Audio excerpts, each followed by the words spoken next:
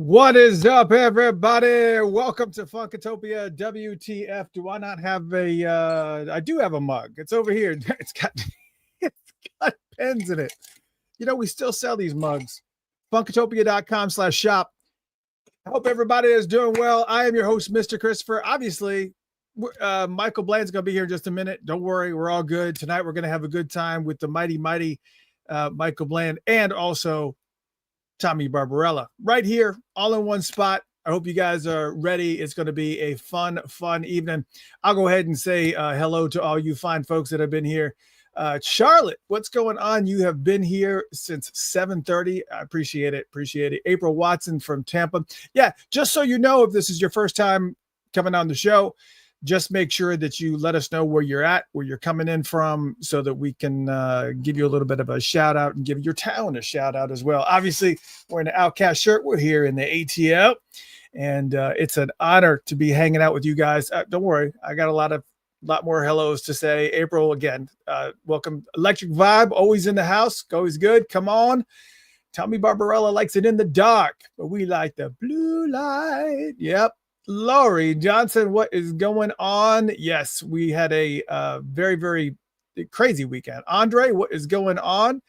You need to slow down that wheelchair, man. Just don't, make sure you're not going too fast. Ladies and gentlemen, I'll just go ahead and bring him in. Ladies and gentlemen, the one and only Mr. Michael Bland. One and only, yes, one. That's why sometimes I can't be everywhere I need to be. No, I understand. I'm so sorry, man. No, it's perfectly fine, man. Trust me. I'm all good, and we're just glad to see your face. Krista, what's going on? Arlene, right. Kyle S. Christian, troublemaker extraordinaire is in the house. Sorry, I'm late, y'all. Not you. Oh. Steve Yeager, music's in the house. Tanya D. Harris, Chris Gonzalez from New York City, Henry from. Here he said, look at him. Look at him. Look at y'all. All right, look at y'all. Oh yeah, and as I said tonight, yeah, I'm sorry. Who I missed? Nicholas. That's an unusual spelling for Nicholas. I'll give you that. I've seen him here before. Yeah, he's in it. Yeah, I don't think I've ever paid attention to. Yeah. I don't know what I just thought it was something that I wasn't going to be able to say online. Oh, Elise, Marsha, Robert, Brian from Chippenham, UK. All right, Elise, that's nice of you to say. I did my best. Yeah. So I hope you had a good so this is the pre-show for those who are new to the show. This is kind of where we just hang out, say hello to everybody, and this is, I am your host, Mr. Christopher. This is the illustrious and one and only Mr. Michael Bland. Hey y'all, hey out there, everybody out there in the purple universe and beyond. Yes, and don't you worry your pretty little heads, because Tommy Barbarella is already in the green room waiting patiently. We will bring him on in just a few minutes. Always in good hands with Tommy Barbarella now. Mm-hmm. Yes. That's all right. Charlotte from Ottawa, Ontario, Canada. Yeah, you're maybe it's just because you're here in the United States, we just have 5-digit zip code. Yeah, that's it. Right. 3004. But when in Canada, they've got it's number, alphabet, number, so it's like U7 your social security number. I'm giving the government another social security. No, Lord. Yeah, it's silliness. Yeah. So I heard a lot of good things over the weekend. I mean, obviously, I've been going kind of back and forth, but I heard some really amazing things about Jesse Johnson's performance at Yoshi's in Oakland. Well, all right. This was actually his a set list that was sent to me from Ancheska. This is it started with the intro, Bare My Naked Soul, My Life, Do Yourself a Favor, well, be Your Man, obviously. Yeah. Can You Help Me? I Want My Girl. So he did a little review wedge there. All right. I Want My Girl. She I Can't Resist. Crazy. She is bad. Yeah. Licking Stick, which is obviously James Brown and the Famous Flames. Yes. Free World, Addiction, and Love Struck. So yeah, that's a hell of a set list right there. Yeah. That's man. That's pretty hardcore. All he needed to do was put in Black in America. And then, man, then I would have been all right with it, man. I mean, that's all cool, everything, man. I'm actually surprised. I'm surprised it's not in there. About now, I need to hear Jesse saying that one, man. Yeah. Getting my militant on. Yeah. And then Henry had a question for you. He says, Michael Bland, don't you have t-shirts for sale somewhere? Well, yes, but I don't know if we still have the link and everything. It was brothers, me and Sonny's little duo. We had an account on Bandcamp. And we were selling merch from there. But I can't remember that link, man. So congratulations to Jesse Johnson. Yeah, I'll talk about the IMAX here in just a second, Elise. I'm not sure, is it Elise or is it Alice? Because it's Alyce. So it could be one or the other.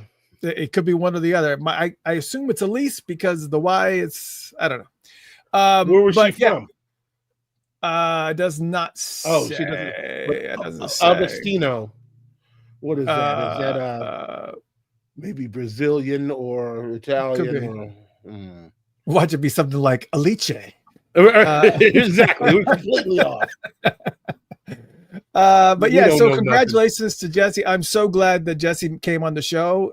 If you missed it, you got to check it out. It's his final interview. He said on the show he ain't coming back. Jesse don't chew his cabbage twice. All right. Yeah. He said that was gonna be the final interview that he did. And I was going through. So congratulations, Jesse. I'm glad the show really went well. I heard phenomenal things. I also heard that Captain Kirk from The Roots was there at the show too, not performing. I guess he was just out in the audience. And I guess it spurred Jesse to have some conversation about Questlove, and he was he dropped a couple of F-bombs regarding Questlove. He's kind of pissed off at Questlove apparently, because I guess in the Sly Stone documentary they played Crazy, but they didn't interview Jesse. They didn't even, if I remember correctly, I don't even remember them even mentioning Jesse when they played that clip. It's like, hold on. So it's like, so I think Jesse was feeling some sort of way, but I find it very, very interesting that he kind of went off on Questlove a little bit. That's reported. I did not see it. I heard it. Yeah. Where's the disclaimer, man? Where's the ticker? Well, that's we don't have one for Jesse. Maybe we need one for Jesse now.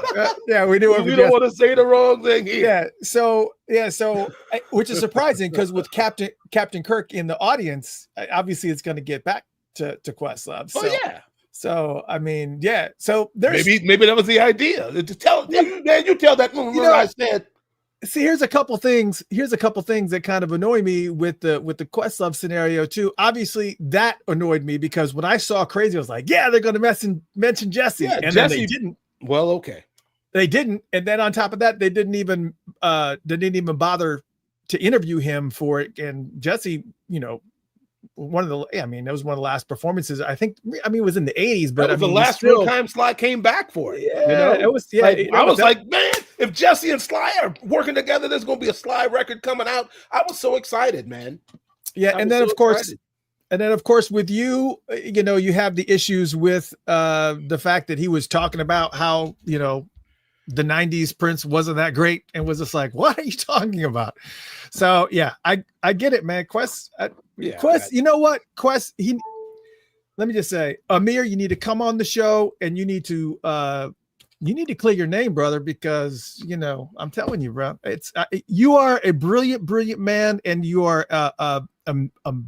amazing music mind. I mean, dude has everything memorized, like just like you do, but on the same note, it's just like, some of the things you're going to have to come and clean yourself up, man, because it's just, it's just bad news. I'm trying to lay in the weeds on this, man. I'm past it. Whatever grievance or, proclivity or concern I'm past it, man. It's people going to just do and be what they are and do. It's, he don't owe us anything. I don't owe him anything. I'm happy for his success, to be honest. But he has tipped over a couple of apple carts. Yes. So, hey, I agree. If he wants to, that's fine. But, it's like he doesn't have to answer to us. And you're his friend. I mean, he hardly said 2 words to me. Yeah. Well, We'll move on from Questlove. Yeah. Yes, people did ask about IMAX, about Sign of the Times. Yes, I did go see it, and apparently, yes, this is the commemorative. I'll make myself a little bit bigger on here. This is the commemorative card that they had. They were handing out at the movie theater, and on the back, it actually has. It looks like a ticket. So that was actually pretty cool. And because I'm always trying to snag stuff for a Patreon supporter, so I got a few. Okay, I got like a big man, collectibles. So if you are a Patreon supporter, patreon.com/Funkatopia. If you're a Patreon supporter and you have your address on there, and of course I'm going to just start from the top and I kind of got to go down. But if your mailing address is on there, I'm going to try to send you one. And I actually have like a thing that I've been putting together for Patreon supporters that I've been meaning to send out, but I've been waiting for these, just so you know, I've been waiting for these enameled pins to come in, and it just keeps on getting delayed and things keep happening. So I'm getting to the point where I'm just going to just send out what I have, and then I'll do the pins, next time around or whatever. But I am going to be sending some of these, and this is, for those that don't have them or that didn't get one. So I want to make sure that. So you went to see and I did get some. So you went. What did you think? I did. It was fantastic to see, and lots of Purple Party people in there. And it was great. It was just Sign of the Times on the big screen. There was nothing. I actually did a review on it on Facebook, and they didn't do anything as far as like they didn't do the Atmos version of it, but which is fine because it was still sound and it was still big sound, and they didn't do anything with the video because even when the screen went dark, you could see like the little hairs and stuff. Oh, okay. Thing. So you could still see the dust stuff, and so which was cool because it gives the same vibe that vinyl does. Is just kind of like, yeah, man, all right. Yeah, but it's 1987 or 88 or 87, something like but, that. Yeah, according to, I saw this in Deadline, it says IMAX, and I'm reading this verbatim. IMAX has a Prince 1987 concert movie, Sign of the Times, that played at 377 sites with what they said, okay, ticket sales in Los Angeles, New York City, San Francisco, Atlanta, Sacramento, Minnesota, and Chicago. And the format exhibitor is reporting a $1.5 million weekend for Sign of the Times, just for that move, for a re-release in IMAX, $1.5 million. So that should be a little bit of a good signal to the estate that we are all about. Hey, you want to drop that Love Sexy concert footage, and that other one, the parade one that I keep seeing these amazing the Detroit concert. Oh man, that one is just absolute friggin' fire. I used to sneak and watch that. I'd sneak in the library at Paisley sometimes when I was there and I didn't want to go home because we'd have to come right back in a couple hours.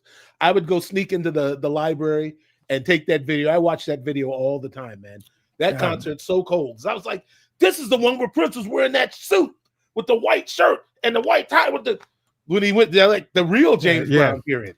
Man. And this is, there are so many concerts that they can I know it's the 8 o'clock hour, so we're going to go ahead and get to Tommy Barbarella, but I will say this, there are so many concerts that are out there, not even including the Montreux Jazz Festival shows that are just, obviously there's more of a concert than it is a spectacle like Love Sexy and Sign of the Times were, but I'd go. I absolutely would go because those are such high quality it's just the vibe and everything's so clean, and oh my God. Yeah, man, it's just gonna be great. Yeah. So you thought it was good? It was good. Yeah, I mean, I'm always gonna, anytime that they release something, I'm gonna go do it anyways. But again, somebody needs to tell the people. Well, the estate didn't have anything to do with this. This was just a Filmrise thing, and the estate just was able to kind of latch themselves on and sell some extra merch. But it kind of should give them the signal that this is a good thing to do. Let's do it. Prince is still very marketable, man. They just have to make the right moves. And I don't know what they are. I don't expect it to be easy, but I mean, you're dealing with one of the most prolific artists of all time. Surely you knew that when you took the job. That's right. There's a lot to do. All right, yeah. And speaking of a lot to do, let's get it on, man. Yeah. Bring on my brother, man. It is feeling this weekend. Come on, man. Bring it. It is the 8 o'clock hour, which means where's he at? It's time for the show. Our guest tonight is no stranger to the Purple Party people all over the world. Yet he has shared the stage with many legends, including the Steels, Prince, Jonny Lang, Miley Cyrus, and others. Good and he is a celebrated and sought after keyboardist. And well, my Lord, it's only fitting that we kind of introduce him. Well, there's only one person that really should be able to introduce him. Let's do it. Tommy Barbarella in the house. And then, watch out. We never get old, right? Here. Yep. We're getting professional. That's all right, man. Oh, man. How are you doing, brother? I'm good. I'm good. Good. And we didn't get an opportunity to test out sound and audio and all this stuff, but I'm glad everything's working out right outside the gate. And I'm going to look at him, Henry says. Look at him. Look at that Barbarella. Look at that boy. Yeah. Yeah, man. You know what? We should make him big and us small. I mean, we should. Right. He's much better looking. Yeah, he's definitely much better looking. Yeah, of course. Man, let me tell you, it definitely is an honor to have you here, man. And there was tons of audience questions that were kind of filtering in over the past couple of days. I was going to kind of lump them all together, but I'm just going to kind of sprinkle them out through the night so we have some semblance of order here. So I guess let's start at the beginning here, because some people have listened to your previous interviews and some people haven't, but kind of explain, I guess you grew up in St. Paul. How did you get involved in music? What was your first instrument? That type of stuff. All the way back to the beginning. Yeah, I mean, we're gonna just stay here just for a little bit, bit. All right. Yeah. Yeah. So I grew up in St. Paul. Big Catholic family. We all had to take 2 years of piano lessons, as was the norm. My siblings were all older. I was much younger, and everyone did their 2 years. I did my 2 years, and I just kept going, and drove my dad crazy. He was trying to watch Mannix in the other room, Hawaii 5-0. Yep. And I just kept practicing. Quincy. But,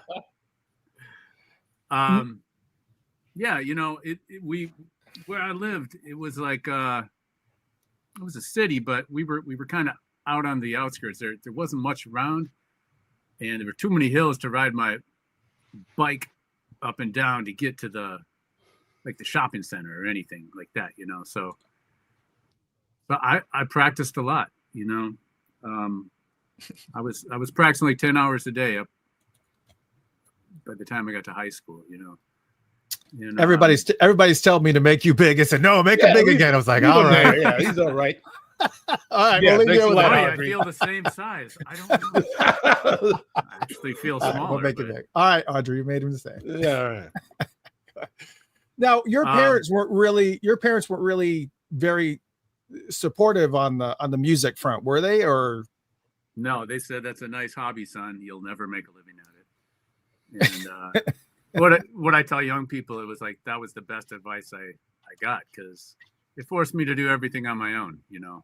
Sure, I wanted to go to Berkeley School of Music, or North Texas State, that's where everyone was going back then. If you wanted a career in music, but they're like, yeah, we're not paying for that.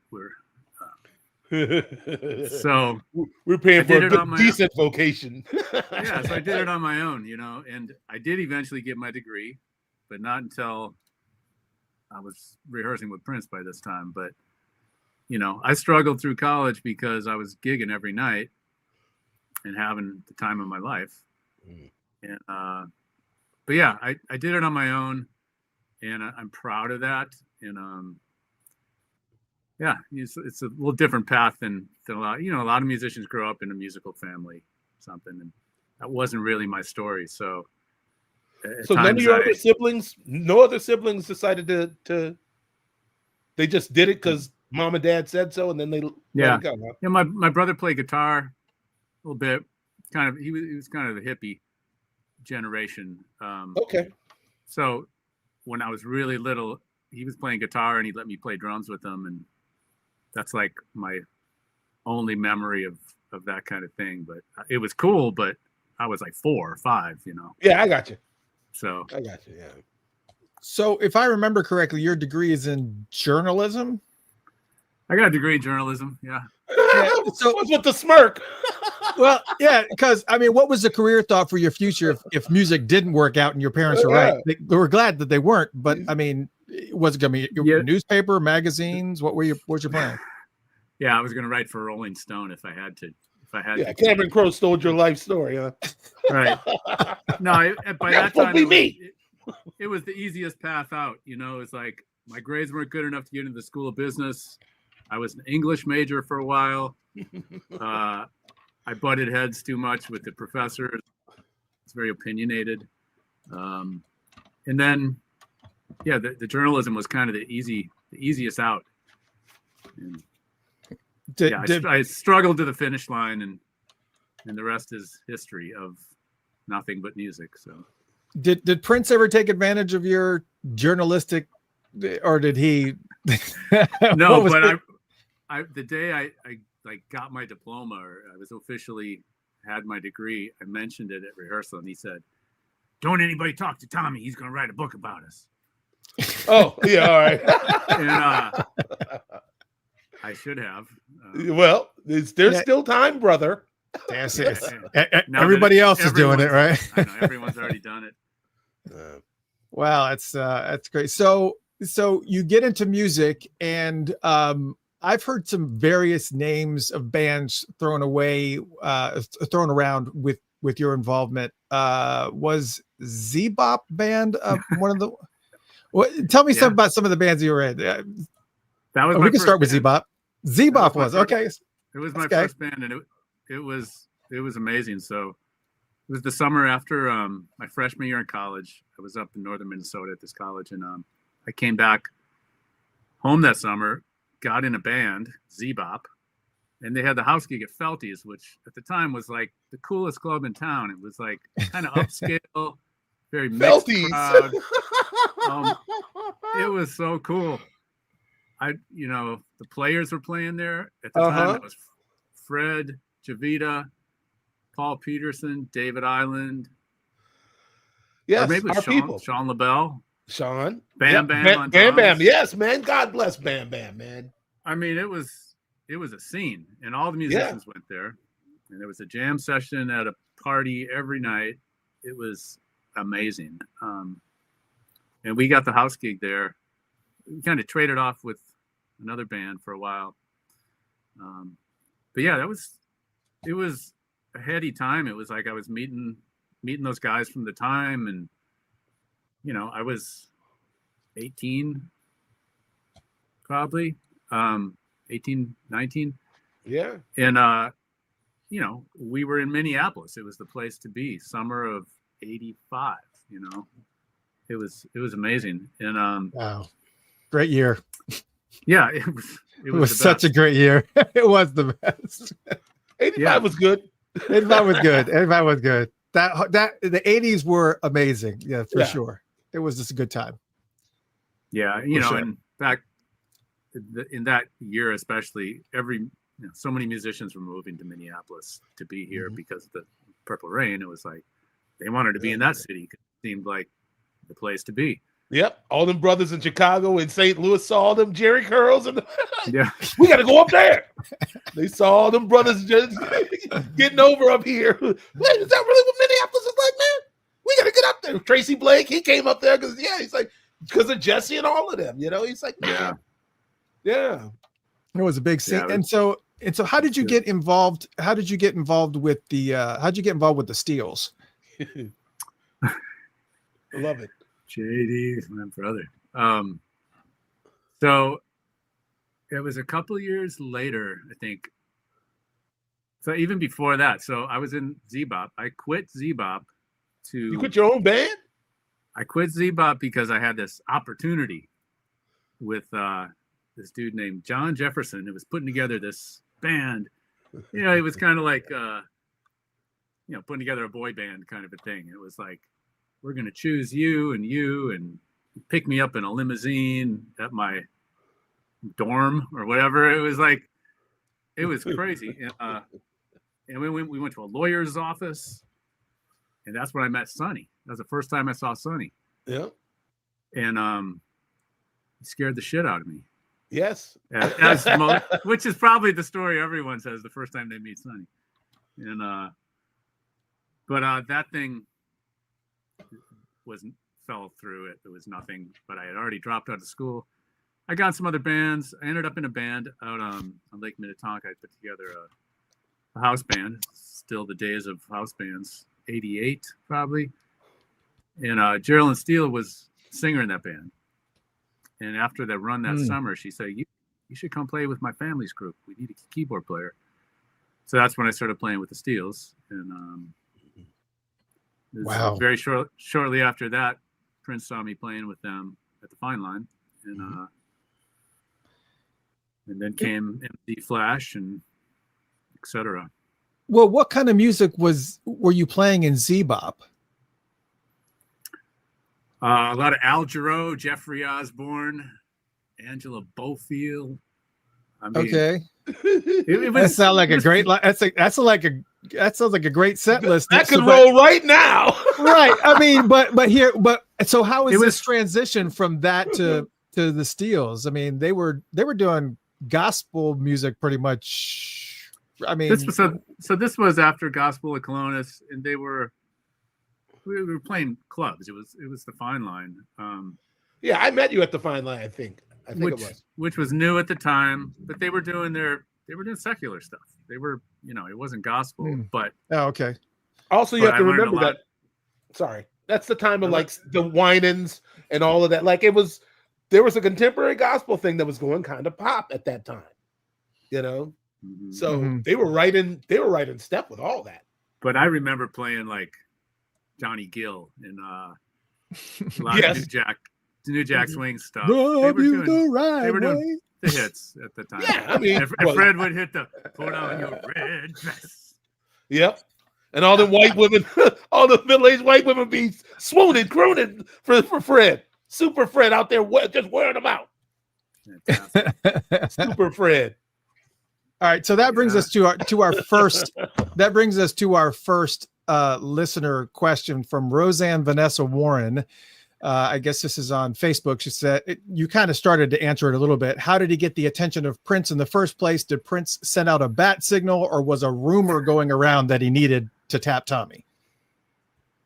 Well, let's just say at this time I was dressing and presenting myself on stage in a way that would catch the attention of someone like Prince. I was full in my 80s makeup, clothes. I was working the stage thing, and smart. That's very smart. Well, I was just in it. When I saw Purple Rain, it was like, I want to be like that. I want to be cool like that. So I went there, and the fact that I could play didn't hurt.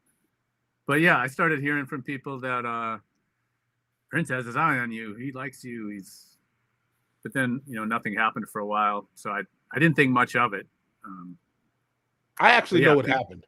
Can I pick up the story from there? Yeah, absolutely. Go ahead. Because at the time that MC Flash was being put together, Steve Cherawan was supposed to be the keyboard player. Yeah. And then I don't remember what happened, but he found himself out of it and gone. And I remember Prince asking, he said, "What do you think about Tommy?" I said, "He's great. He plays great. He's, from what I can tell, he can hang." And Prince said, "I could use his look too." And he walked out the room. I could use his look. Then he did that turn and he rolled out, man. Wow. Tell me, did you know that part of the story? I never heard that. No, I see it in my mind's eye right now. Wow, that's awesome. Like, cool. Yeah. So who was the keyboardist that you were talking about? That Steve Cherawan was the keyboard player in Dr. Mambo's Combo at the time. Great musician. Just a prodigious Hammond player. Just an incredible talent. All those dudes, Billy Franzi, Doug Nelson, the original Combo, basically, Dr. Mambo's. And the other people that were going to be in the band were, Doug Nelson ended up being the bass player. Billy was there. I think Sonny came in to replace Jeff Bouchier. It was a weird thing, man. It's like all of a sudden Sonny was in the group. And Bouchier, I think, was like, man, I don't know about this. I think he was a little freaked out. He'll have to speak for himself though, but okay. And I think Tommy was the last piece. Yeah. Wow. That's awesome. Prince had been coming down to bunkers, also looking around. He was watching the Steels with Tommy and Sonny, and he was watching the rest of us, Margaret and me and Billy, down at the combo. This is all happening like between 1987 and 1989, I think. Like, he got off the Love Sexy tour and came home and like basically fired the band. Now, here's another thing that I'm curious about too, because I've listened to some of your previous interviews, and you always kind of felt like, before I go, let me preface it with this. Morris Hayes, he's a really good friend, and he's been on the show many times, but he's always said that he kind of felt like he had no idea why he was in the band. Like any day, like he was going to be called out, because he just never felt like he was good enough to be in the band. And I've kind of heard a little bit of like hesitation and reservation in your voice, like you were questioning your abilities too. Do you really feel like you brought it, or that your look played a really good part to get you in the door? Or how did you feel as far as like, as your abilities compared to the other people in the band? Well, we were rehearsing MC Flash. I don't even think it was the Mavis stuff yet. It was one of the first week of rehearsals that I was there. Probably I had just met Prince, and I don't know. It was really soon after that he asked us to stay after rehearsal and help him with a couple songs in the studio, and that was Diamonds and Pearls. So that's right. That's just, oh my God. We recorded Diamonds and Pearls like right then and there. Yeah, Live takes. for Love that night. Live for Love. Sheila was hanging around. Yeah. What was 2 takes? Live for Love or Diamonds and Pearls? Diamonds and Pearls was two. Diamonds and Pearls was 2 takes. Yep. You are hitting me. Oh my gosh. Yeah. Wow. So what parts were you playing? Like the majority of the keyboards parts, Tommy, on Diamonds and Pearls, or what parts did you have that, I guess, that stuck? Because you know how his recording process is. Yeah, so that was the thing. He was just throwing us in there to see what we could do. It was like an audition, kind of. And everything I did on that session ended up on the record. All the bell parts, we worked out the transition out of the bridge. The truth is it was a co-write, but there ain't no co-writes in Prince's world. Right. Not for none of us, I'm glad for those who got, but we didn't get, not like we should have. But that's all right. Yeah, I get it. I get it. That's fair enough. And from what I understand, from what you've mentioned too, and correct me if I'm wrong, was your first gig with Prince at Rock in Rio? Is that confirmed? Kind of. I like to say that because it's a better story. Well, what technically what was the reality? We played at Glam Slam, right? We did did we do like one show at Glam Slam before we went to Rio? I don't think so, man. Really? Because we didn't have the horns yet on Rock in Rio. No. That was I remember being in our prayer circle upstairs at Glam Slam before we went on, and we were doing the pre-show little prayer circle, and he said something to the effect of, maybe you're right. He's like looking around at us all, and he's like, Tommy is like, I don't even know Tommy yet. And we were about to go on stage for the first time. So that would have made more sense. It was I think it was just a short set, probably, where we did like. Oh yes. Yeah, that's right. And I remember Sonny beamed out for a minute, and he played. he played it well. I mean, everybody knows Sonny's a genius. So, and we all make mistakes. Sonny, we were on the gig, and I remember he did the "Do You Believe" on Purple Rain at the end, and to go back into 1, 2, 1, 2, 3, yeah. And Sonny hit that G. And I was like, oh man. Yeah. Whoa. That was crazy, man. Well, I can't. It's amazing to me that as many gigs as you've played that you remember some of those intricate details. Like I only remember the mistakes. That's what the problem is. I remember every time I messed up. oh my gosh, that's incredible. That's what incredible. it means to be a perfectionist. You know, there's quite a bit of trauma we carry with ourselves. Yeah, my trauma of Rock in Rio was that I don't remember much of anything, but I remember my sustain pedal wasn't plugged in. And I think it was sabotage, but that's another story.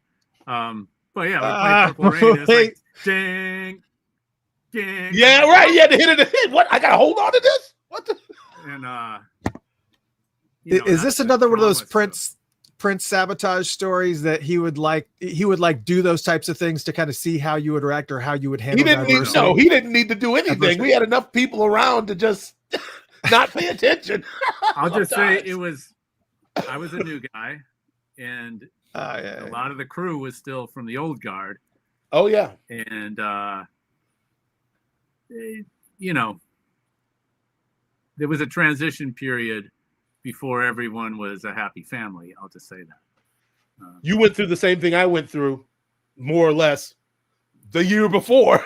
Yeah, there's a little. I went through that with Brad Marsh. Sheila was out, I was in, and Brad Marsh was giving me some kind of funky attitude, man.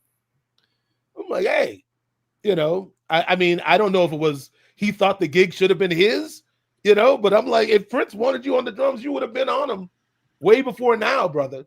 But I looked up, we were rehearsing on the sound stage. I looked up and Brad Marsh was throwing a bunch of chairs against the wall. Like while we were playing. I'm like, what is going on with this white dude? And I really think he thought he was supposed to have the job, man. And who was this fat kid from Southeast Minneapolis, you know, rolling in here and just taking over? I really think he had some heat. You know, people don't understand that, man. I mean, you know, we were coming in replacing people, and not everybody wanted to see those people go. That's all. Yeah. I'm sorry. I won't interrupt again there. No, but that's, I mean, when you talk about Prince's world, that is like, it is extremely highly competitive. Everybody kind of wants to get in. And now, who was the drummer you were just talking about? Oh, no, the drum tech. His name was Brad Marsh. Brad Marsh. Now, Tommy, did you feel like, was there somebody else sitting in the wings that was a similar situation? You kind of felt like you were sitting in for somebody, or? No, but the guy, the tech that I inherited, who took care of my rig, had been working for Matt Fink. Yeah. Mm-hmm. So he was kind of loyal to him, and I knew the way it went down was not cool. The way Prince handled it with Fink and the way he found out that he was being replaced by me was not handled well, and he was not happy for quite a while. I know that, and I feel bad about it, but it's the way it went. It's the way it happened. Yeah, I mean, none of us we've been cut. Other people been cut. I mean, this business is a harsh business, man. Yeah, you're good until you're not. You know, right? And this person, DJ Danny G at 727, you're not going to find him under musicians. But he did play tambourine or something on one of the songs on Around the World in a Day. I think he was. Brad Marsh was, I think he went as far back as like Bobby being the drum tech for Prince. Yeah, he was a drum tech, so we don't even. Now look for drum tech, and you might find him, DJ Danny G. Yes. And let me know what AI has to say about that. And that actually brings up the next question that was Tarek Banton. He posted this on Twitter and Facebook. I guess he wanted to make sure. This is kind of like a little bunch of questions, but I'm going to edit this a little bit. We're going to talk about gear here for a second. What was your gear / rig early on? And the question was, did you inherit Fink's gear? So that's one of the questions you had. Yes, at the time I did. I stepped into that rig. You know, back then it was like so much new gear was coming out all the time. And Prince was always on the cutting edge of new gear. You know, like any big artist, they get sent the newest stuff because the company wants them to use it. But you know, the piano I was playing for, like, when we would play Purple Rain initially, it was one of those samplers, like an Ensoniq. I got you. Yeah, it was the ASR 10 or something like. Whatever the Loon Garden patch came out of. Yeah, it was that Loon Garden patch. Everything. I thought that was the D50. No. No, all right, it's like a you know better stock than me. sample. In Morris is the gearhead much more than me. Sure. Morris loves gear. Morris is a great programmer. Reads the manual from top to bottom before he even touches the thing. I'm not that, and I'm savvy with it all, and I do more studio stuff now, but I never got into programming keyboards the way a lot of people do. I was more enjoyed the playing part of it than the programming part. Yeah, well, and this kind of, he has his other questions here were, how did you feel about the trigger sample era between 94 and 96? What are your thoughts on the I have sample? It's a great question. And I in the scope of those years that we were the new power generation, when we started out, I was the one triggering a few samples, but it was all live triggering. When we played Daddy Pop, you hit played that F. I played that F with my fourth finger and my left hand, and that was the loop of Daddy Pop on the break, loop, on the one. That thing. No, it was the one that the rock steady loop that went all the way through. Oh, were you playing that also? Oh man, that had to be a headache and a half, man. You doing that all through the song? Yeah, and I had a lock with you. That was like the first. And I had to lock with you. That was the first loop. Yes. And then it was like, it was a bunch of James Brown samples. Yeah. But yeah, it was like the left hand was like hitting all the samples. Then I'd play all the other parts with my other hand. Yeah. But then later it became so sample heavy. Yeah. When I was playing the Purple Axe, I'd be out there just triggering samples. And my joke was, like, I was literally triggering samples of him, like of him playing guitar, of him playing bass. And I'd hit a bunch of them at the same time. And it was funky as hell because it was Prince playing guitar and bass, and it was a funky part. Yeah. But I wasn't playing anything. I was just triggering it. And he'd be like, yeah, Tommy. Yeah, I'm like, digging it, man. That's hot. Is that you? Is that you doing that, Tommy? Yeah. Oh, that's nasty. Yeah, Prince. It was nasty when you recorded it too. It was, but the fun part was I got to run around on stage with that thing. And dude, you flew on national TV, bro. It's hands down. Yeah. But I'll tell you, by the end of that era, I was so over it. So I started playing with this band Greasy Meal towards the end of that era, just for fun on Sunday nights, and then it became a bigger thing. And when I started playing with Greasy Meal, I said, I just want to play organic keyboard parts. I don't want to play any samples. I don't want to trigger anything. I want to play piano, Rhodes, Whirly, Hammond, clavinet. That's it. Yeah, or some synth stuff, but plain. And so Spicy T there would do all the triggering on his. He's the ball dude on the far left. Pads, because I wouldn't do it. Yeah, and, I got it. Yeah, so it's a good question, and that's your answer. Yeah, and speaking of Greasy Meal, there was a question people were asking about Greasy Meal and whatever happened. I'm make sure I get the right person that asked that question. That was from Diane Brockman.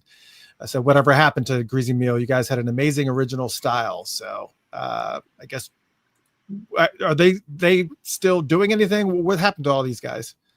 So Greasy Meal was a band for about 4 years, like 96 to 99, I think, 2000. And we did 2 records. We did records later too, but broke up. John Fields ended up, production was his thing. So he was getting busier as a producer, moved to LA. He was replaced for the live shows. It fractured like every band does. There was a lot of people in that band, obviously. It was put together as kind of a super group, Minneapolis super group at the time. And, half the band had families, half didn't. It got weird. But for that period of time, it was the most fun I ever had in my life. That was the top of the heap right there. That was just a fun, amazing time. I think it's cool that Woody Harrelson's in that band too. Look at him in the middle there. It's pretty cool. He looks like Woody Harrelson. Looks like about Ken Chastain. It looks like a young Woody Harrelson in that. That's Ken Chastain. Ken Chastain he was the superstar drummer at my high school before I came. Ken Chastain he was graduated from South when I got in the band, and Denny Malmberg, the band director, Ken, there's a new sheriff in town. You need to come around. And Ken started, he wasn't stalking me, but everywhere I looked, he was turning up. It's like we're best of friends now. I mean, we were always good friends, but it's Minneapolis has a rare sort of there's not a lot of competition in town. Like we're not really ill-mannered in that respect. Like everybody kind of plays with everybody else. You know what I mean? It's very community oriented, and a lot of towns are not like that. Musicians are usually very territorial and like, I play with this set. It's like they're gangs and what, I will say we at a Greasy show once, we used to have openers, and Jim Anton invited Mint Condition to come down and do a set, and they had just got off the road, and they were in mid-season form, so to speak. They had the choreography and everything. Oh boy! And they were just killed it. And I was like, "Oh shit, we got to go after that." And I was pissed off because Prince was of the mode of the opposite mode, where the band is the gang and they're the enemy. You want to scare the other guys, and so I just remember that night I was just like, "Dang, why did Jim have them play? I can't go on after that."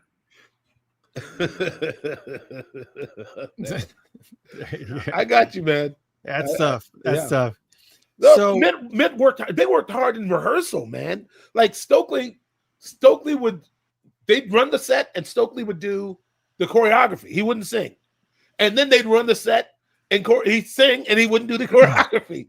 And then he'd do both. It's like they just I was in Mint Condition for a short minute in 1988 or 87 until I joined Prince's band, actually. So I those dudes, they worked all the time. They just worked hard. We'll go a little out of order because I see Come On has asked a question here that he actually posted online, and I kind of got it ready. But the question was, what's the story on the prank phone call at the end of the ethereal mix of Cream, the Cream maxi single, and single. And if you don't remember the prank phone call, or for the people that aren't familiar with it, this is what it sounded like. Hello. Good evening. Good evening. Have you heard the new single, Cream? I love it. I think it's great. I like the song. It's me. Okay. I hear that your brother is in his band. Who is this? Okay. He's been having a little trouble, and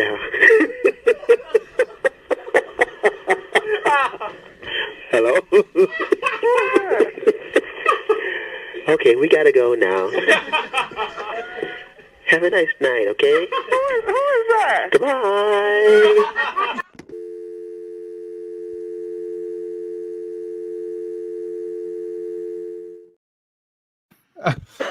All right. So what is, I don't know which one of you wants to tell. Tommy, I'll give it to you since you're our special guest. Yeah. What was the story on that prank phone call? Well, there were a bunch of them. The funnier one is the Morris Wilson one. Yes. But That was Kirk. He was calling it. Well, he just oh lordy. That's Kirk right there. What's That up, was Kirky? What's up, Kirky James in the house? What's I up? don't remember who he called, but we were all in the studio, and we're like these prank calls. The whole band was just sitting in the studio while these were going on. So, what's up, Kirk? Kirk's sitting here in the chat room. He says, "Oh Lord." Hey, what's going on, Kirk? Hey, man. Thanks for joining. So who was it that you were calling? What was the whole story there with the? You know what? They were random numbers. People were shouting out numbers. That's how we ended up with Morris Wilson. Sonny went 763. like he said, try this number. The one where the guy's going like, oh yes, Prince. It's all the same. It's sex, drugs, and limousine music. Children grow up battered and despondent. That dude. And we were like, who was that? And Sonny said, that was Morris Wilson, man. And we were like, oh, man, you mean the dude was always saying, hey, Prince, that new single is hot, man. Woo! This guy he's smacking himself. And Prince, that was really hot, man. I really like that new single. Oh, man. And then it turns out we hear, he's saying all over the system in the studio. He said, no, I never liked Prince. I never liked anything he's ever done. Kirk says, and why not? And he goes into this whole diatribe because the message is the same: sex, drugs, and limousine music. It's bad for the community. Children grow up despondent, battered, unwanted. And then Kirk hits him with that sounds like you had a personal problem there, brother. Man. Yeah, I remember that prank phone call. I've heard that recording. That one's hilarious. Those are great. Yeah, we were like, who was that? Yeah, and Morris Wilson wasn't too happy about it either afterwards. Probably not. He probably tried to sue. He did, and he got probably laughed out of his lawyer's office. No, man, that's hilarious, brother. No, they made you famous. So, can you tell me the story of the time that you went to pick up your check and it was only half of a check? What's the story? What's the story on? This is a story that I heard at Celebration. Who told it? Was it Tony? Was it Tony that told it? Was it Tony? No, it was Morris. Morris Hayes told some story about you went to go get a check and it was only half the check, and you were kind of asking why it was half of what you expected or something.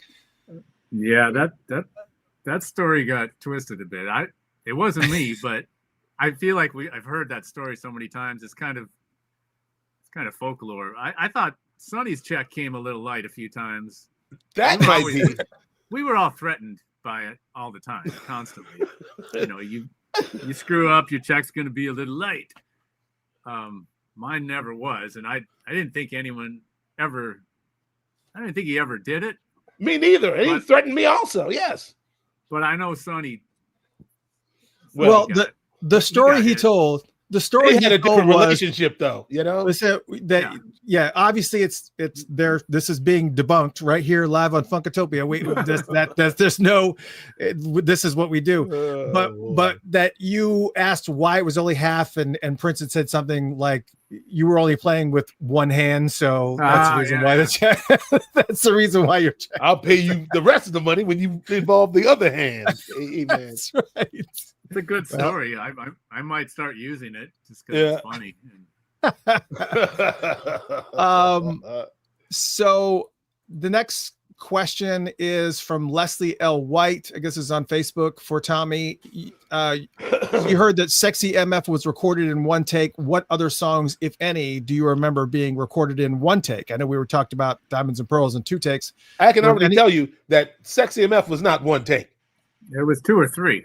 It was 2 or 3 because I was trying to figure that beat out and the breaks, and there was a little communication turbulence between me and Prince, I think, during that session, a little bit. And it was just like he was banging the beat out on the piano, and it's kind of backwards. Like I had to acclimate, so I know I was messing up. It's like I don't remember any of that stuff. Michael's got a much better memory than me. I was, for me, we worked so fast. Everything was within a couple takes, usually 2 or 3 takes. I remember doing like Carmen Electra's record in 1 or 2 days, like the whole record, but we didn't know what it was. We didn't know it was for her, or it was just tracks. And then half of that ended up on Tevin Campbell's record. Yeah. Yeah. What ended But I up would, on you know- Tevin's record that was supposed to be on Well, the Carmen's? Shush Break It Down Oh, okay. for sure was on that record. Maybe not half, but I'm trying to think anything else from that particular. It was a particular session we did in Studio C where we cut like Just a Little Lovin'. We cut Shush Break It Down. What was the one I played Shaker on? I can't remember. It was in C. Well, let me go ahead and take down this post then. How Michael remembers things is crazy. and then right above it, he's going, I can't remember. You jinxed me. Curses. Miho Takayama, you've done it again. Miho just jinxed him. Darn it. Curses. All right, let's see if you guys have any what your memories are of some of these photos, some of these photo shoots. Specifically, let's start with this one here. Let's talk about these photos. Right. Here. Okay. Great. Romulans. Every one of us. Well, been on Star Trek. What do you guys remember of this photo shoot? I mean, what sticks out? This is kind of everybody's kind of got their own little fashion thing going on over here. Did you get to go in and say, yeah, I want to wear that, or I want to wear this, or was all this stuff pretty much just picked out for you, and that's what's happening? Tommy, by this time, it had gotten pretty far out there. I mean, earlier on, a few years before that, Diamonds and Pearls era, they were making us outfits, and the wardrobe department was staffed with 10, 12 people. We'd go in and look at our, they'd show us drawings of these outfits. It's like, do you like this one? Do you like this one? I'll get it. Yes, I like that one. And they're like, all right, we'll get it approved by the boss. And then they'd make it. And like that outfit I had, Prince always had the shoes to match the pants, like the exact same material was on the shoes. They did that for me too, for the first several outfits like that. The shoes matched the pants, like saying they painted them that color. Right. But later, when it was the leaner band, the rock and roll band, that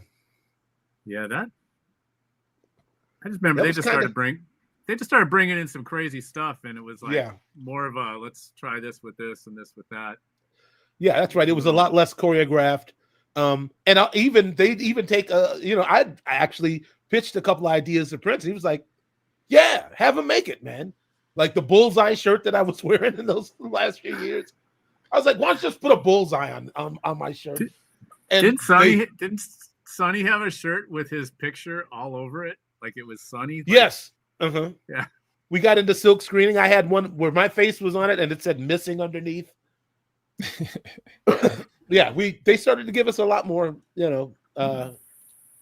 expressive, For all you folks that are asking questions in the chat room, I am starring them, so we will come back to a little bit of a Q&A session if the question hasn't already been answered. But since we're talking about MPG photos, I definitely I need to ask about this one here.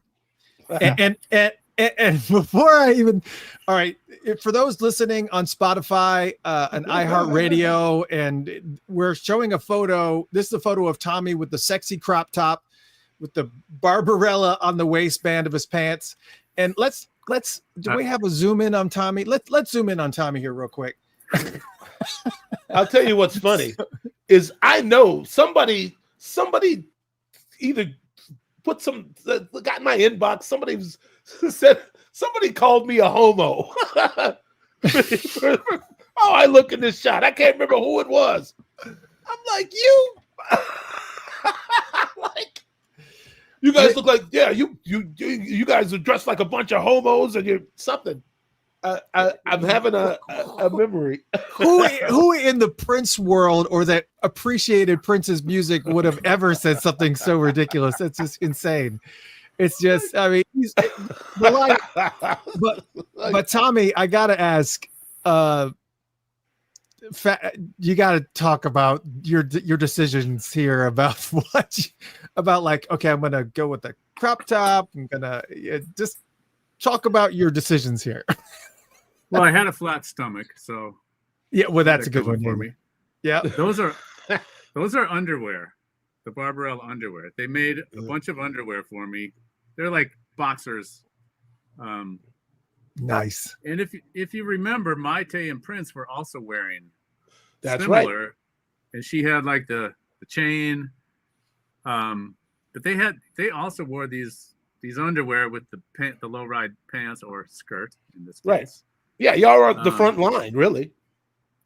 Yeah. I don't know. For me, it was like this was a time when it was like I could get away with anything. It's like, oh, I play with Prince. I can dress as crazy as I want. And it's like, that's right. Why are you wearing that? It's like, well, I play with Prince. Like, oh, okay.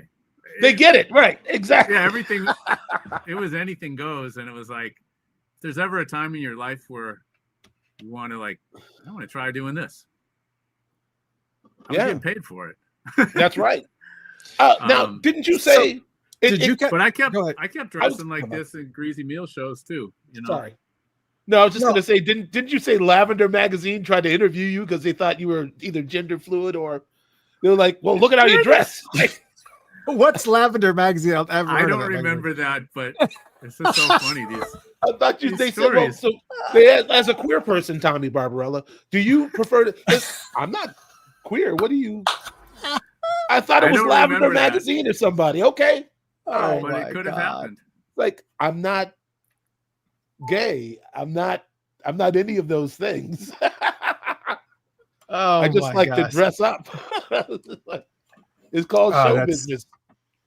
That is, it's such an amazing shot anyways, though. I mean, it's iconic. I mean, now, Michael, you caught a lot of, like you were just saying, you got caught flack for that photo. Tommy, did anybody ever dare to say anything to you regarding that photo? Or, well, like I said, it was like I had carte blanche. You know, it was like it was expected of me. I mean, that's right. Those were the years where, like Prince, I didn't leave the house without makeup on and everything. Yeah, it's like the funny story is, I remember stopping at that gas station in Chanhassen after a late night video shoot or something, and I was wearing something like that, and I wore it home, I guess, because I'm putting gas in my car.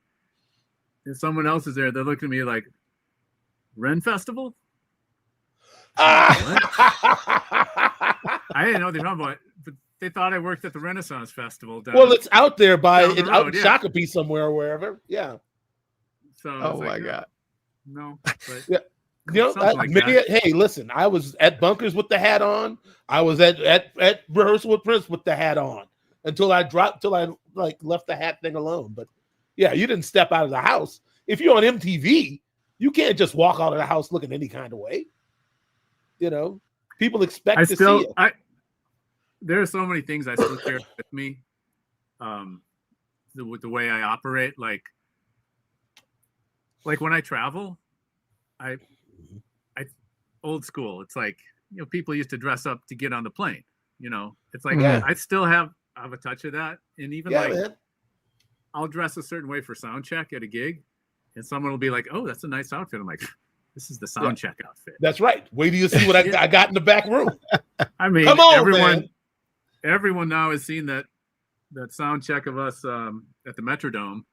That's right. Like, you see that Prince sound check video, and it's like, and they were dressed, and it was like, yeah, it was expected. It's like, folks gonna see you. You better be dressed.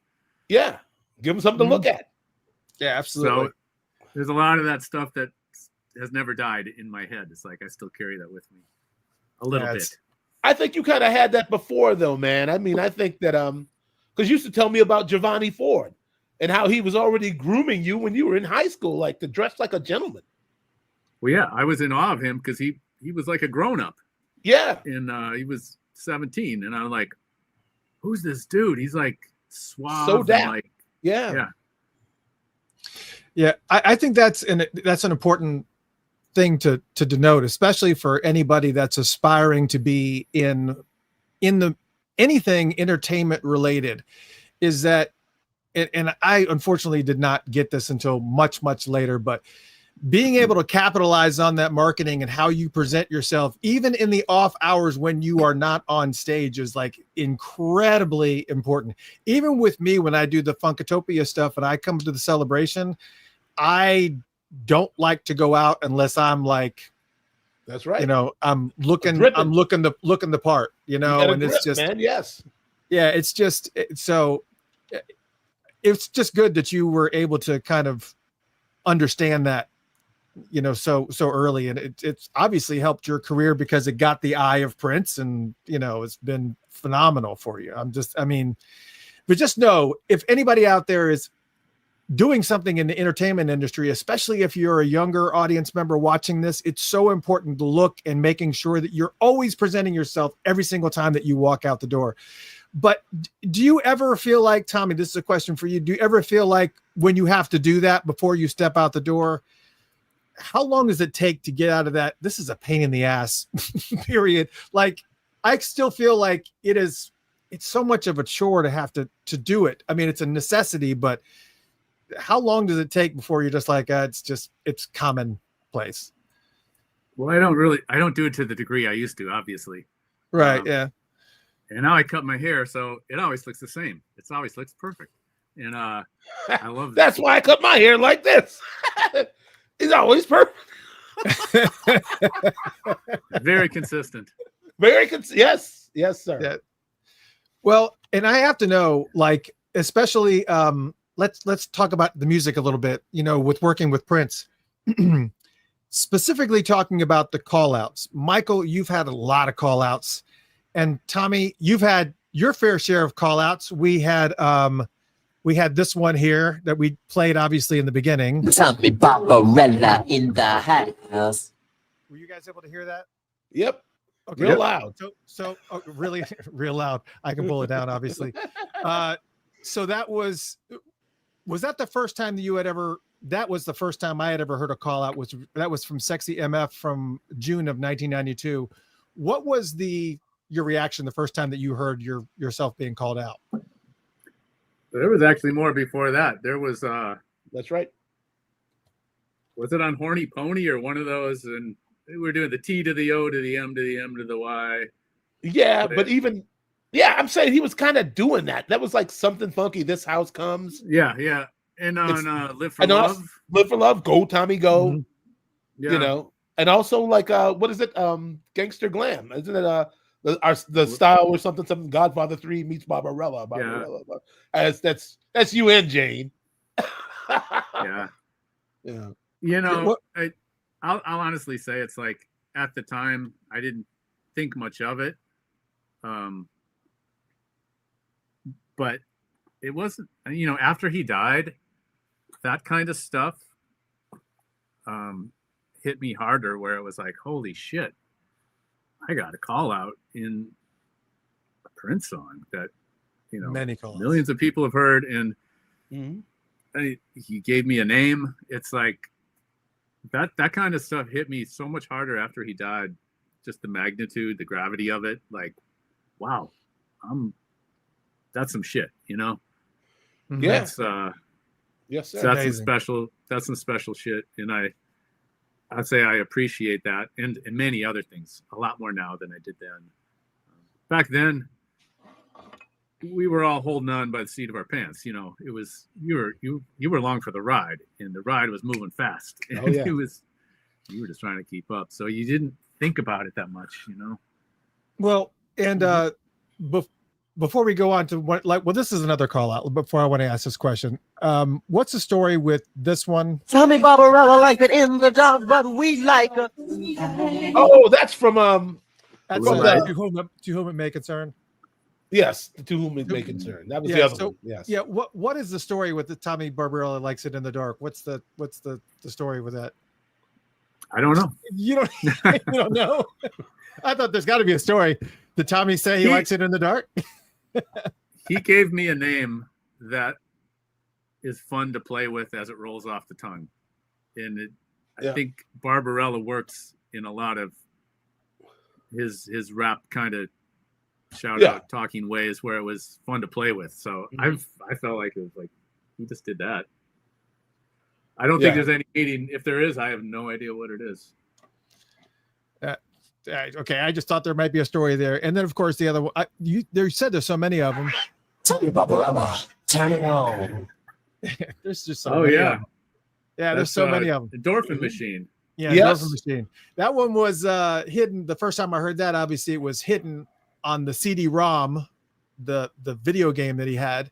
And if you put that CD-ROM in an actual audio CD player, it was that Endorphin Machine was a hidden track on that CD-ROM. So you actually were able to listen to that song all by itself right on the CD-ROM. So if anybody still has that video game, it's on there. You put it in a regular audio. The first part is obviously data. You're not going to hear anything, but go to the second track and there's Endorphin Machine.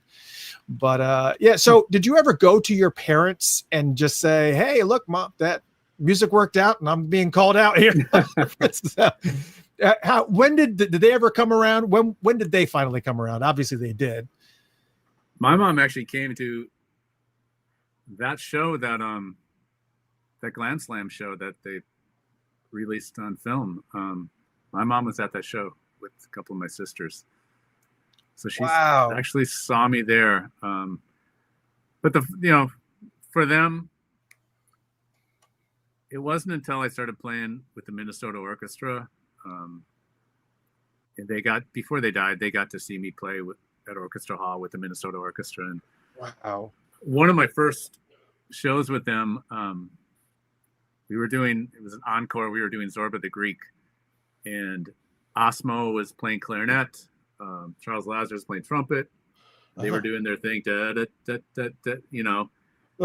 I had my mom's old accordion hidden under the piano, and I took it out and I put it on and I stood up and joined them in front of the stage, and the crowd just went crazy. And I could barely play this accordion. I'm like a one-handed accordion player, but I'm playing the lines with them. And my mom was in the crowd seeing me with the orchestra playing her accordion. And and then she died not that long after that. So it was like pretty cool. But to them, it's like, that's when I made it, when they saw me on the stage with the orchestra. So it wasn't because it wasn't being on stage with a world famous and on tour with world famous. It was the orchestra. Okay. That's what impressed them more. Yeah. Man, that's amazing. Well, and it's good that they were able to see you be successful in chasing your dreams. I mean, that's just they were proud of everything. My dad would always come over. He'd come into my studio and he'd always just start laughing. He's like, "This looks like NASA control in here." I'm like, what do you always say? Look like you're flying a rocket ship or something in here. See, my parents didn't have any. They knew it was the drums. You hit the thing with a stick. They didn't really care. All right, let's get to some audience questions here, especially the ones that people have been putting online since yesterday and the day before. Chris Calzone Music asked, "How does your hair still look so good when you don't have it?" I guess he's saying when he doesn't have it. But for real, whose idea was it to put the smoke bomb on the end of the keytar? It was Prince's. So, yeah, they were all his ideas. I mean, sure. I had a tech named Stuart White who was just a genius. Oh yeah, basically invented wireless MIDI. It didn't exist at the time. People had these keyboards, but you'd have to drag the chords with you. He developed a wireless MIDI thing, so it had like a wireless pack on it. So it's like, can we make it wireless? Done. Mm-hmm. And he's like, all right, the keys should really light up when you play them. Did that. Like, it should have lasers. So he put a laser in it. Yeah. And then it's like, it should have like a smoke bomb in it. So I think it was like, he said, can you make it blow smoke? And Stuart was like, yes. And Stuart was able, he just made it all happen. I have no idea how. But wow. That's incredible. I can't even believe I have so many tech ideas and stuff in my head that, it's just amazing that is he still around, Stuart? Is he still I kind of lost touch with him. He worked for Axl Rose for quite a while. After that, for many years, in those years when Axl was kind of didn't go out. But he was working on stuff, and he great actually, guy. He said he enjoyed working for Axl Rose. He's really nice, and I met him once. He's pretty cool. He's not, yeah. He didn't seem all crazy to me. Yeah. No crazier, no crazier than Prince or Dave Furner. Right. Which is still well. All right, next audience question from Andrea Kober. Do you have any uncredited contributions to productions you worked on with Prince? If so, what are they? Everybody has tons of them. Many. Go ahead, Barbarella. Yeah, I mean, so raffle them all. Is there any one that kind of stings more than another? Let's put it that way. Where you put yourself into it and nobody knows nothing. Yeah, right. Or I don't know. I mean, sorry, mostly. It's just too bright. Well, while he's making adjustments, what I can say from what I know from as many interviews as we've done, and this question has come up in the past, and Michael, you've referred to it many times as well, is just like you get these jam sessions where you're just, everybody's just in the studio, everybody's contributing, everybody's doing things, and you're recording lots of stuff and you don't know what's going to happen with them. And the next thing you know, it appears on an album, and you were the one that contributed that particular keyboard part or that drum part or whatever. And it's just kind of like the nature of the beast. But I guess it's a valid question. Like, can I ask him something? Yeah, go ahead. Barbarella, are you reticent to discuss the situation with Girl 6? You don't want to get into it? Oh, yeah, no, yeah. So that's the thing. It's like the ultimate. The one song that I co-wrote with him was the title track for Girl 6, and I did a track in my apartment, gave it to him. He gave me the cassette back the next day. He's like, "Here's your song," and he had just layered vocals on top of my track, and it was Girl 6, and that happened, and it was like, oh, this is super cool. I got a co-write with Prince, and we went to the premiere in New York, and not Spike Lee's best movie, but still, it was a Spike Lee movie. No. Yeah. But yeah, then several years later, I get served with a lawsuit on that song from some dude who, it was like second or third time around on this lawsuit suing on that song, and he was suing Paisley Park, Prince Rogers Nelson, Warner Brothers Records, Spike Lee, 40 Acres and a Mule, suing everybody. And Thomas Elm, my legal name. And it was like, okay. So anyway, I had to hire a lawyer. And what was he suing? What was he suing you for? Was he saying that he wrote the song? Yeah. And I heard the song that he claimed was a ripoff of. And honestly, I would say, yeah, he had a case. And it had nothing to do with my track. It was the vocal hook.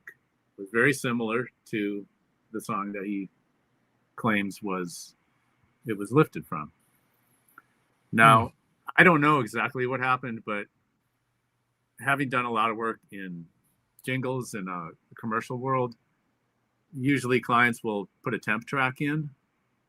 It's like, we want something like this. So they'll put a temp thing in. And then we used to call it beat the demo, or don't get too close to the temp track so you don't get sued. You would write a track similar to that. And then have a musicologist sign off on it so you won't get sued. And when I heard that other song, it was like, I bet they had that song in there as a temp track. And he heard it. And sometimes when you hear something, it subliminally gets in your head. And not that he was trying to copy it. Lord knows he didn't need to copy music. But it was similar in some aspects. Chord progressions are really specifically more vocal. The phrasing? It was the vocal. Like melodically or phrasing wise? Okay. Yeah. Well, but that wasn't your contribution. That was Prince's contribution. Right. So, but there's no, you can't separate it basically because Well, yeah. I mean, I is that what? How's the case Didn't now? matter. Is that still there or? No, I had to retain representation in Florida. Yeah, it cost me a ton of money. Everyone else, it was Warner Brothers. It was Prince, Paisley Park. Everyone else had their own lawyers. I was on my own at the time. Yeah, so it was pretty bitter. So certainly ate up any of the money I made on the song. So Yeah. Oh, so he won. So he won. You. So did he win the case, or was it just the attorney fees that ate you alive? It got thrown out. Eventually. Okay. But yeah, my attorney's fees were ridiculous, and God, so yeah, man. that was a bad taste, and then he died like shortly after that shit went down, and then I kind of forgot about it. For obvious reasons, it was like, oh, now it doesn't matter anymore, and yeah, money's gone, but yeah, so that was the one time I did get my credit. Yeah. And it didn't end up so well. And it wasn't so good. Yeah. Oh man, that sucks. Yeah, I'm sorry about that, man. Well, you asked. Well, yeah, I did, but I didn't know about that doozy. specific. You sparked that one. That wasn't on me. You said, "Hey, can you go in?" I just asked him if he was willing to discuss it because I knew he had. I'd be mad as a. So Yeah. I didn't know whether he wanted to get it. No, and it's good. I mean, it's a good story to hear because it's also a cautionary tale as well. I'd imagine. Steve 858 says karma is undefeated. Well, I love it. And this wasn't the first time I got called in on a copyright thing. There were others. I think what's the one where I Hate You? You got called in on that? I got called in and I Hate You.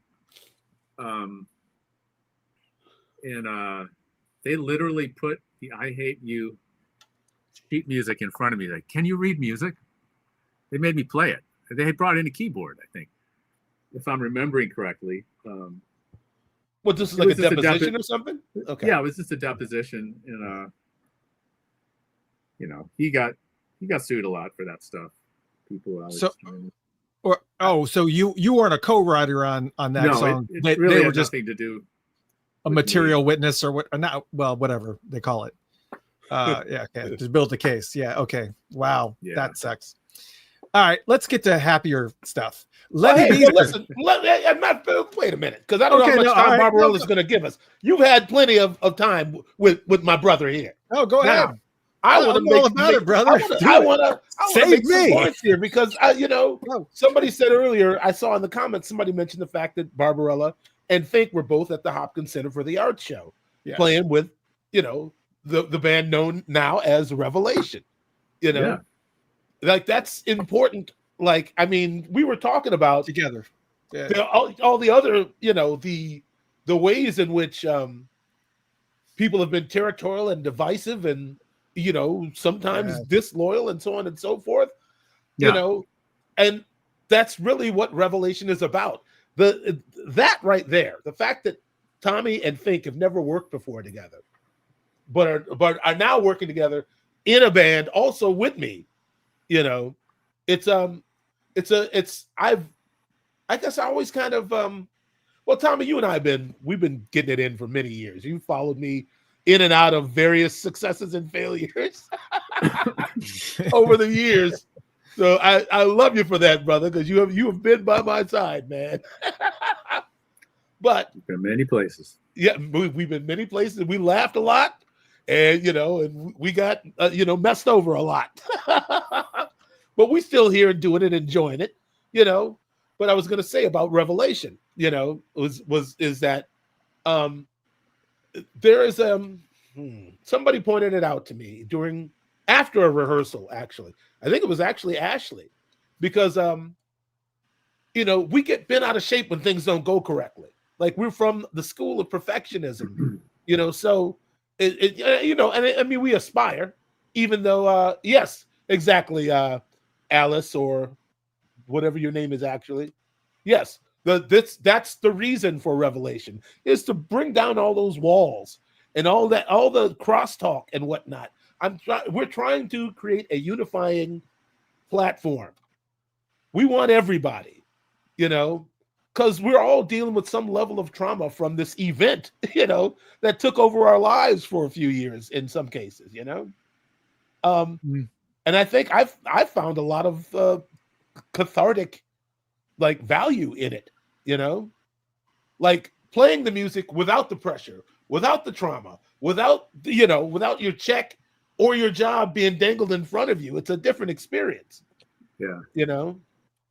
Well, and I think to think about it, I kind of think of it all before he died and after he died, just because it just feels so different after he died. And the fact that we were all part of this thing in this movement, in this Minneapolis sound thing, where it's like, this will never happen again. Music has changed so much. The kind of thing that we were all a part of, it's like, it's really special.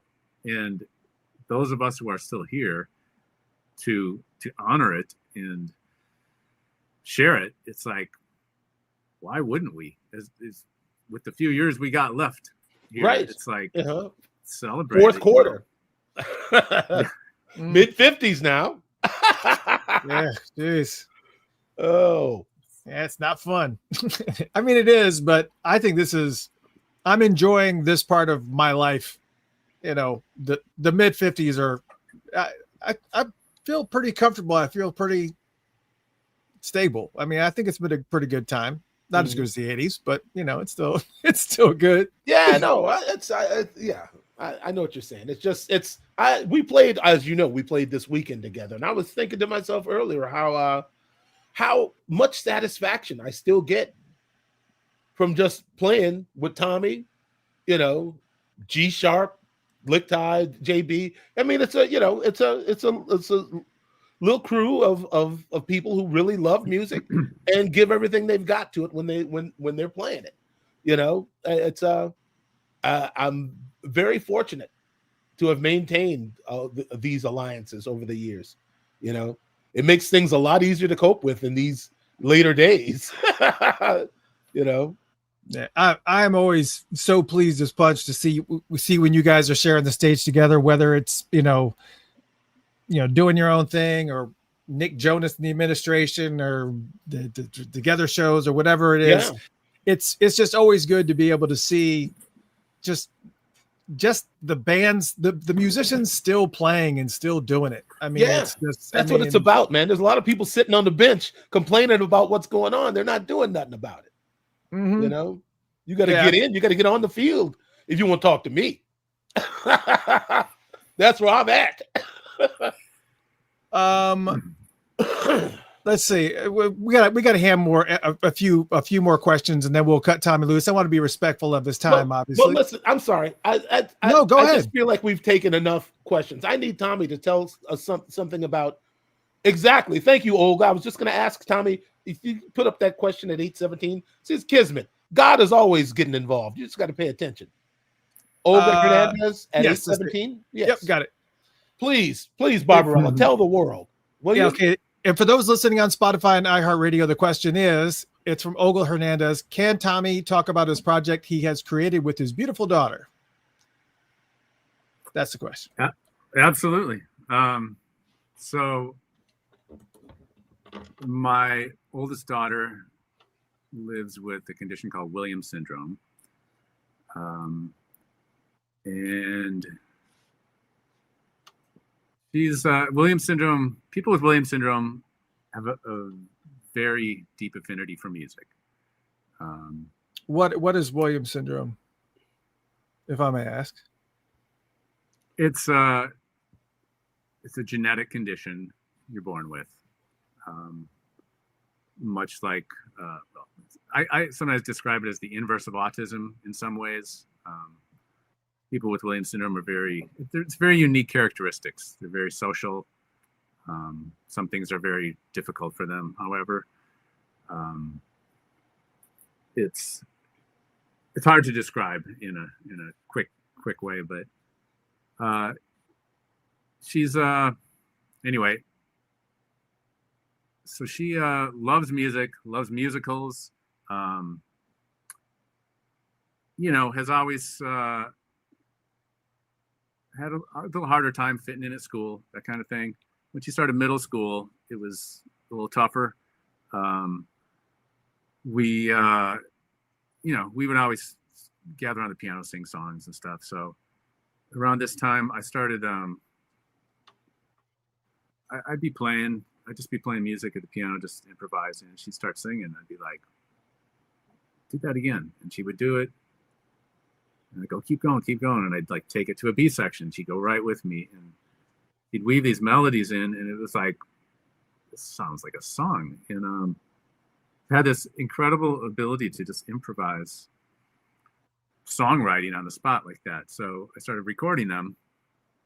And she loved theater, musical theater, never got a very big part. So I'm like, you know what? Let's write our own musical. And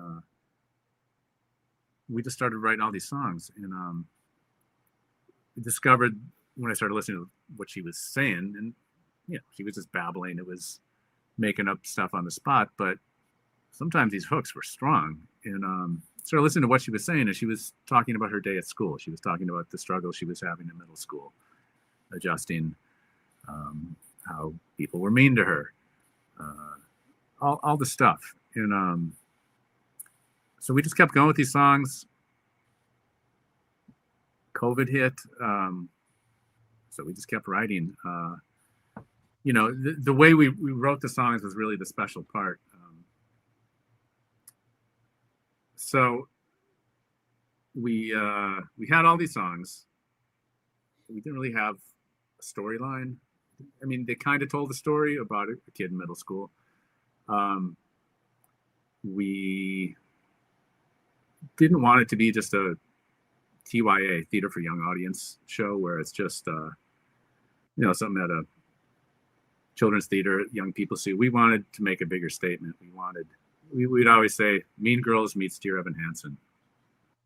Something with some meat on the bone, something for adults. So we connected with a writer in Chicago who suggested putting more of my story in the song, into the story, my backstory, my history. Because the whole time I'd always talk to her about, I didn't feel like I fit in either. I never fit in. I was always different too, and talked about Prince, how it's like, Prince was really different too. He didn't really fit in either, True. He made it okay to be different. He made it cool to be different. So these were things I always would tell her. And so we started integrating all that into the story. So it's about a father and a daughter, and helping her get through middle school. But is this it here? Is this it here that I'm getting straight? The Girl Who Cried Different? Yeah. So this was a reading. We did our first workshop reading of it at Yellow Tree Theater in Osseo. Shout out to Austin Van Williams. Yeah. Yeah, that's her theater. We did another one earlier this summer at Ithaca College. And yeah, it's going places. It's the real deal. It's a story that it's just trying to something that everyone can relate to. It deals with issues of balancing career and parenting a child with a disability, imposter syndrome, all this stuff. So that said, it's complicated. It's a hard story to write. So we're revising, we're keep messing with it and changing things. So it's my passion project. It's my life's work. It's like, if I leave nothing else to this world, I want to leave that. The whole point of it is to be kind to people. And Yeah. hoping to leave the world a better place. So that's probably a really bad explanation of it, but well, what's the best way that people can actually support this project? I mean, is there books to purchase, songs to purchase? What's the best way they can help? We're still working on it. We're still writing it. We're still revising it, workshopping it, talking about doing another workshop reading out in New York in January, perhaps. But at this point, it's like we're still trying to get it right. So yeah, that's what it is. Awesome. It's amazing. It's like, it's, you know, obviously something you can do with your kid that is a big project for the world. There's nothing better than that. Yeah, that's amazing. Now, you said your oldest, how many daughters do you have? 2. So she's the middle child. Our son is 28. Mariella's 19. Mia's 17. So. Oh, nice. You're a little bit of a girl dad. Yeah. Girl dad power. Oh yeah. Girl dad power for sure. Oh, thanks for sharing that. Now, is that the best place that people can find more information? Is that website that I just showed? Or is there some other place that they can go? Yeah, I don't know. I think I'll put stuff out there as okay, as it comes up, really. You know, the joke is, it's like the next thing we do, I'm not going to tell anybody about, because to do a reading of something, it's nice to have your family and friends and supporters there, but you're not getting honest feedback. So Right. Mm-hmm. the next one we do, we want it to be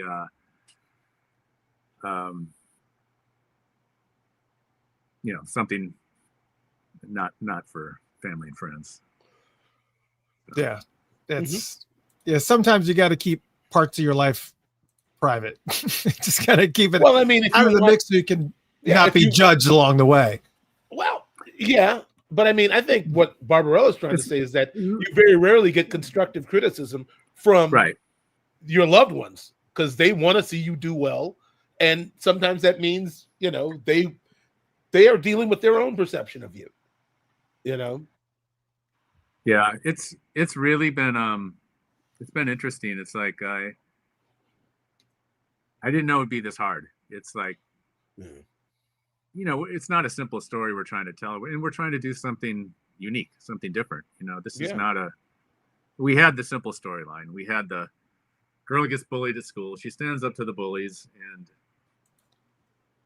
in the end, she kisses the boy, and everyone's happy. We had that story. We're trying to do something a little different.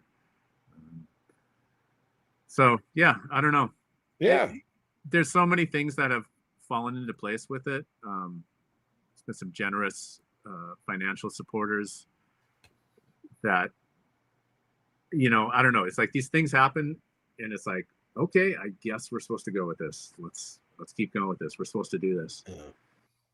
So Great. But outside of this project, what do you have coming up here musically where people might be able to catch it? What's the next thing you got going on that's hitting?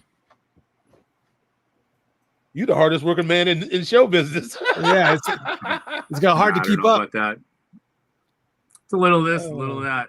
I'm in talks with some people about doing some orchestration for this Glenn Campbell orchestra show, which I'm kind of excited about. You know, arranging and writing for orchestra has become something I really love to do. And, you know, since the Prince days, everything, my whole career is like I've tried to keep going, reaching farther and doing different things. You know, the musical, the work with Minnesota Orchestra, the scoring work I've done. It's like I just keep trying to grow and do different things. So that's where I've always come from. Well, I do have one more final question for me. Tom, Michael may have other ones, but I wanted to know if you were aware that somebody was pushing this on trying to get a Lego to make a gold experience. A gold experience Lego kit, because apparently on the Lego website you can actually go and you can propose different Lego sets, and they have a whole entire gold experience one that they're, and obviously if you get a lot of votes, Lego may actually consider it. And just so you know, this is something that somebody is really proposing. They have one that's got a Maite angle and everything else. And if you go to funkatopia.com/Lego, Lego, obviously, FUNKATOPIA.com/Lego, it takes you right to the page where somebody is proposing this Lego set. Have you seen this thing yet? No. But my only question is, why isn't the keyboard purple? It's like blue. It's a good, there you go. It's looks like a literally called flag. the purple axe. There you go. Other than that. Yeah, well, I think you can actually go to this page and actually give them comments and stuff. And I think your comment probably would hold a little bit of weight. Same with you, Michael. I think that you guys can make comments about. Well, I just sent you, I sent it to your phone, though. I sent you, Dave Perner's kid built me out of Legos back in 2005. And I use it as my avatar for like 10 years on social media. You see the one I sent you? I'm gonna look to pull it up right now. Oh my God. Yeah, that's real life. Like the kid, like one day, Eli was like, "Dad, what'd you do with Michael Bland?" He was like, "Michael Bland?" He's like, "Yeah, the Lego with the, that's it." Porter sends me that picture. He's like, "Dude, I swear it's you." I'm like, I swear it's me. Yes, that's amazing, dude. Isn't it? That's amazing. Me, man. That is. Those are stock parts. The kid just happened to have them in the set. But see, Barbarella is special. They'll need custom parts for Barbarella. That hair, there's no hair. See, there's no hair that can compare. I think somebody had at one point in time, and I know I posted this before, that somebody had a Lego set of Morris Day and the Time. I had at one point in time, they were all standing. It was the scene from them in the back of the album where they're standing in front of the brick wall, and somebody had made a Lego version of that. I was really? Like, incredible. I bet that's hot, man. That was hot. That's hot. Here's my youngest daughter that's coming into the fray right now. Which all right. It's like a little bit. Another girl dad in the mix. How are you? Fantastic. Whoa, I don't know what you're handing me. What are you handing? It's from Burger King. I'm good. it might be some syrup. You sure that's not syrup? Syrup. That's all right. Sipping on some syrup. What is that? Strawberry lemonade. Oh, it's just regular straw. Okay, all right. We got a show to do. Thanks. Michael, you got any? Yes, that's Jaden, by the way. She occasionally will drop in. That she's part of the Funkatopia family, obviously. Yeah. You got any more lingering questions, Michael, for Tommy? No, I just wanted to make sure because I feel like well, I know you got to go, Rella. The mattress is probably calling your name. I bet you've been up all day, man. It's calling. Someone's pounding on the door out there. Oh, it's Robbie. Oh boy. Oh, is he in town? Yeah, he just got in. All right, on man. Little Rob. He's trying to grill in the dark out there. Okay. It's grilling. That's a song right there. Grilling in the dark. Grilling in the dark. Ever since Italy, we've been on Italian dinner times here at this house. It's like okay. On the late night. Yeah, dinner at 9, dinner at 10. It's like I'm not really a fan anymore. I got you. Yeah. I think that's what's going on here. I see. Well, ladies and gentlemen, I gotta say, it's all good, man. I mean, he and we've had this dialogue is going to continue for the rest of our days. We don't have to do it here. No, it's all good. It's all good. But I just have to say thank you so much for hanging out with us tonight. I want to be respectful of your time, but it has been such an honor to have you on. I've been trying to get you on for a while now. I think sometimes you probably get like dozens and dozens and dozens of emails every single day. But I forgot to think I should just have Michael ask. a little bit more of a direct connection. It's like a better He LinkedIn can be connection than one persuasive. Can Yeah. I? Really? Nobody wants to say no to you, Michael. That's nice to know. I- That's But nice now to know, you're gonna- man. You don't now know you're what gonna- people. Now you're Go going to ahead. question it every time, though. Do they really want to say yes, or are they just saying yes because they're No, I- scared of me or something? No, Barbarella, you know me as well as anybody. You know I have no one to fear, man. I say what I mean what I say, and I play what I feel. That's it. There you go. That's all I am, man. You know that. Am I lying? Epitaph right there. That's the. I did not just put the period. That's a big ass. Period. Yeah, I did. I just said some mess about myself, didn't I? That's a lot of chiseling on that. All right. Well, damn. Go ahead, Michael Blair. Talk about yourself. Ladies and gentlemen, give a warm round of applause for Tommy Barbarella, man. Thank you so much, man. God I bless you, appreciate man. it. We really appreciate it. Yes, thank you so much for Man, joining right on. us. Make All sure right. you head to Facebook, Instagram, all those things, and look up Tommy Barbarella. He's easy to find on socials, and he normally posts the next things that he's doing. I mean, you guys aren't collabing on any shows coming up. The Revelation is the only thing we're Revelation. working on together right now. I mean, other than, Urban Classic, every time I play that Earth, Wind, and Fire music, Barbarella is right there. Nice. Whenever we play the pure soul music, Barbarella is right there. Yeah, the next Urban Classic show was September 29th. Right? No, do you remember? It's going to be September 21st. Oh, that's right. That's right. At a nightclub called Crooners that we like to frequent and hang out. It holds about 160 people. Easy to fill. Nice sounding room. We got it dialed down, man. We get in there, we get out. It's always a good time. And Tommy, you're gonna be there. I'll be there. Man, I'll be there. so- There is one that's it's a little ways out, but it's kind of a Tommy Barbarella show at the Capri Theater, November 15th, I think. It's a Saturday, maybe 16th. It's actually Saturday and Sunday. I'm doing it's kind of a tribute to Joe Sample, to kind of my biggest influences as a keyboardist. Joe Sample, Ramsey Lewis, and George Duke. Where is that going to be? Oh, at the Capri, you said. At the Capri. Okay. November 15th. Nice. They're calling I might it sample this. Yes. I might have to sneak and see that, man. That sounds good. Yeah, it's kind of kind of where I live when I play. Mm-hmm. Man, Great. it's an honor to have you here once again. A big round of applause to Tommy. Thank you so much, brother. That's right. And the sexy please- enchilada. yeah, Strong J. Strong J. Strong J, everybody. Strong J, right? Strong J. Strong J. All right, ladies and gentlemen, thank you thanks so much, Tommy. I'll obviously get some loves up here. Yeah. A little bit of here, there, and everywhere. Yeah, exactly. And Let guess us know what? they're coming up right on. You can't see any of those. Kids, I'm okay. seeing them.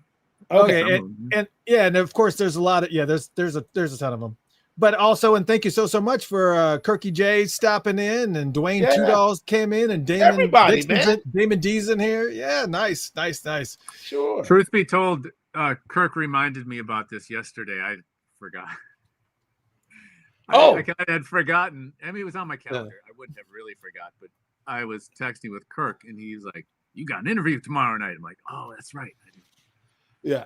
we were talking about plant-based protein powders and whatnot. So I see. But didn't I tell you? I told you, Mr. Christopher, if you don't stay on Barbarella, you'll slip through the cracks because he's about what's happening now. Yeah, well, that's what happens when you're the hardest working man in show Tell me business. what I need to know. Yeah. When is it? What time? Whose baby is that? What's your angle? I'll buy that. whose baby is that? Whose baby is that? That's a Flintstones reference. It was like when Fred Flintstone was an executive, and that's all he would say. Whose baby is that? What's your angle? I'll buy that. And then he'd hang up the phone. I don't remember that. I'm gonna have to check that. I don't remember Flintstones being I that in. swear. Yeah, he was like J.R. Got Rocks. He was like a millionaire. Like he got switched with a millionaire. Like Your memory of the most random shit. I'm a living cartoon character, man. He That's remembered really what the it is. character name, the dialogue. What episode and season was that, Michael? It's all broken up here, man. It's a yeah. my manifold's been busted my whole life. It's amazing. It's amazing. My frontal lobes have been on vacation. Tommy, thank you so much again, brother. Please right, stay in guys, thank touch. you. Please stay in Appreciate touch. you, man. Yeah, have a good one. Appreciate you. Yeah, we'll be in touch. All right, ladies and Okay. gentlemen, the one, the only Tommy Barbarella. Yes. Yeah, man. Yeah, Yeah, man. all right, we finally got him now. Yeah, we got him on, man. It was the dude, and he got to be able to see. He got a front row seat to just how chaotic our show can be sometimes. But man, that's what it. See, here's the thing: is that sometimes we uncover so many little nuggets, and really my first goal, really, when we have anybody on the show, is obviously to validate stories that I'm hearing, like Morris. I know Morris Hayes watches every now and then. Morris, if you are watching, you gotta stop telling that half check story, because Tommy just debunked it and said, "Maybe I'll start telling." That's that the story. thing. That's the thing, though. It's like this is our life, and we still don't even get it all right all the time. Yeah, see, that's all the folklore. Yeah, It's we the don't really folklore. know. We don't know. Oh my gosh, yeah, it's amazing. I did actually have a couple of questions for you, because when I was asking people to start throwing out their questions for Tommy, people were putting questions up here for you too. Let me see if I can find out. Well, we kind of got the story on the prank phone call. That was the one. No, this one was all the way up the top. It's from Leslie L. White on Facebook. It says, for Michael Bland, whenever anyone asked me about Prince drummers, I always characterized you as Thelonious Monk of Prince drummers without any context from me about why. What do you think about that characterization? I think that's all right if that's how you feel about it. Well, I mean, what's the parallel there? That's probably the facial hair, I gotta guess. Well, yeah, there's that. That's it. I mean, other than that, I don't play abstract. I play very inside. Thelonious Monk was a different kind of musical mind. Like I'm not. I don't have any sort of. I appreciate what he did, but I'm not. He's not a particular hero to me. So I don't know. Let's see. Was another? Oh, this one was. Well, it's just kind of a broad question. It says, question for Tommy or Michael. Funniest Prince stories. Well, he's in the band. Yeah, there's so many of them. Yeah, we're telling them constantly. Go back and look at the last 10 episodes of this show, and you'll get your fill. Yeah, we are in no shortage of funny Prince stories for sure. Oh, yeah. There's many. Here's one of the things I love the most about this show, and about you and I, when we kind of start doing this. Every single show that we do, I always learn something. Even I'm not like presenting something and then like trying to get more information. There's always a brand new story or something that I never knew before. And it's unreal. And it's also, I think, one of the reasons why my good friend Dwayne Tudall has access to my Google Drive. Some people know this, some people don't. There's only one other person that has access to the Funkatopia Google Drive. Every single time that we do a show, I upload it to Google Drive. I've been doing so for many years now. And Dwayne Tudall is the only other person outside of myself that has access to that Google Drive. Yes. Michael, you have access to some parts of it. Yeah, I tried not to get too greedy, though. But he uses them for these amazing books. I'll give him a plug. I mean, Dwayne Tudall. You guys, Dwayne, absolutely, man. I mean, Dwayne is great books. These are phenomenal books. and they're based on lots of facts. And he gets these facts from the interviews and stuff and things that we do and the other great podcasters out there do. And so he has access to all this stuff. But that's one of the reasons I think we're very, very efficient at digging and getting those nuggets too, man. I think it's just, Sure. I mean, but to be fair, also, I think the balance is always it's hard to get the facts right all the time. Mm-hmm. That's all. It's because a lot of this, it's already been almost 10 years since Prince's passing, and and my era, my real era when I was active with him was 89 through 96. Everything else after that was just, me and Sonny being called out to Paisley to record like Lotus Flower, 3121, all that, and then there was the Leno performance in 09. Yeah. But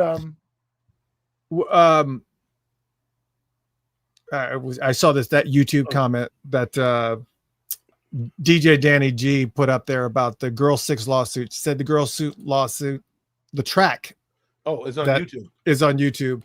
The band is called Go Mab and the song is called Phone Sex. Yeah, it's similar, but okay. I think there's so many artists. What's that one guy that's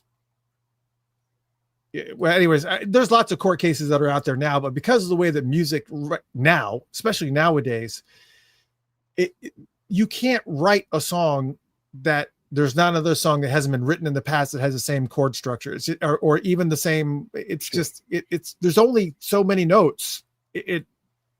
I think it's just timing and feel and everything else. Like I still to this day, the song "Blurred Lines." When they were sued by Marvin Gaye, I listened to that song and I can hear it, but it's like I don't hear it enough. I don't think. It's obviously was an impression. The Marvin Gaye song obviously is an impression on that song, but I just don't hear it in that. Here's what I heard. I heard like the percussion is kind of close. The beat's kind of close, and that constant talking in the back, that's kind of close. And but I would say that the biggest culprit is the fact that didn't they try to pre-sue the Gaye estate?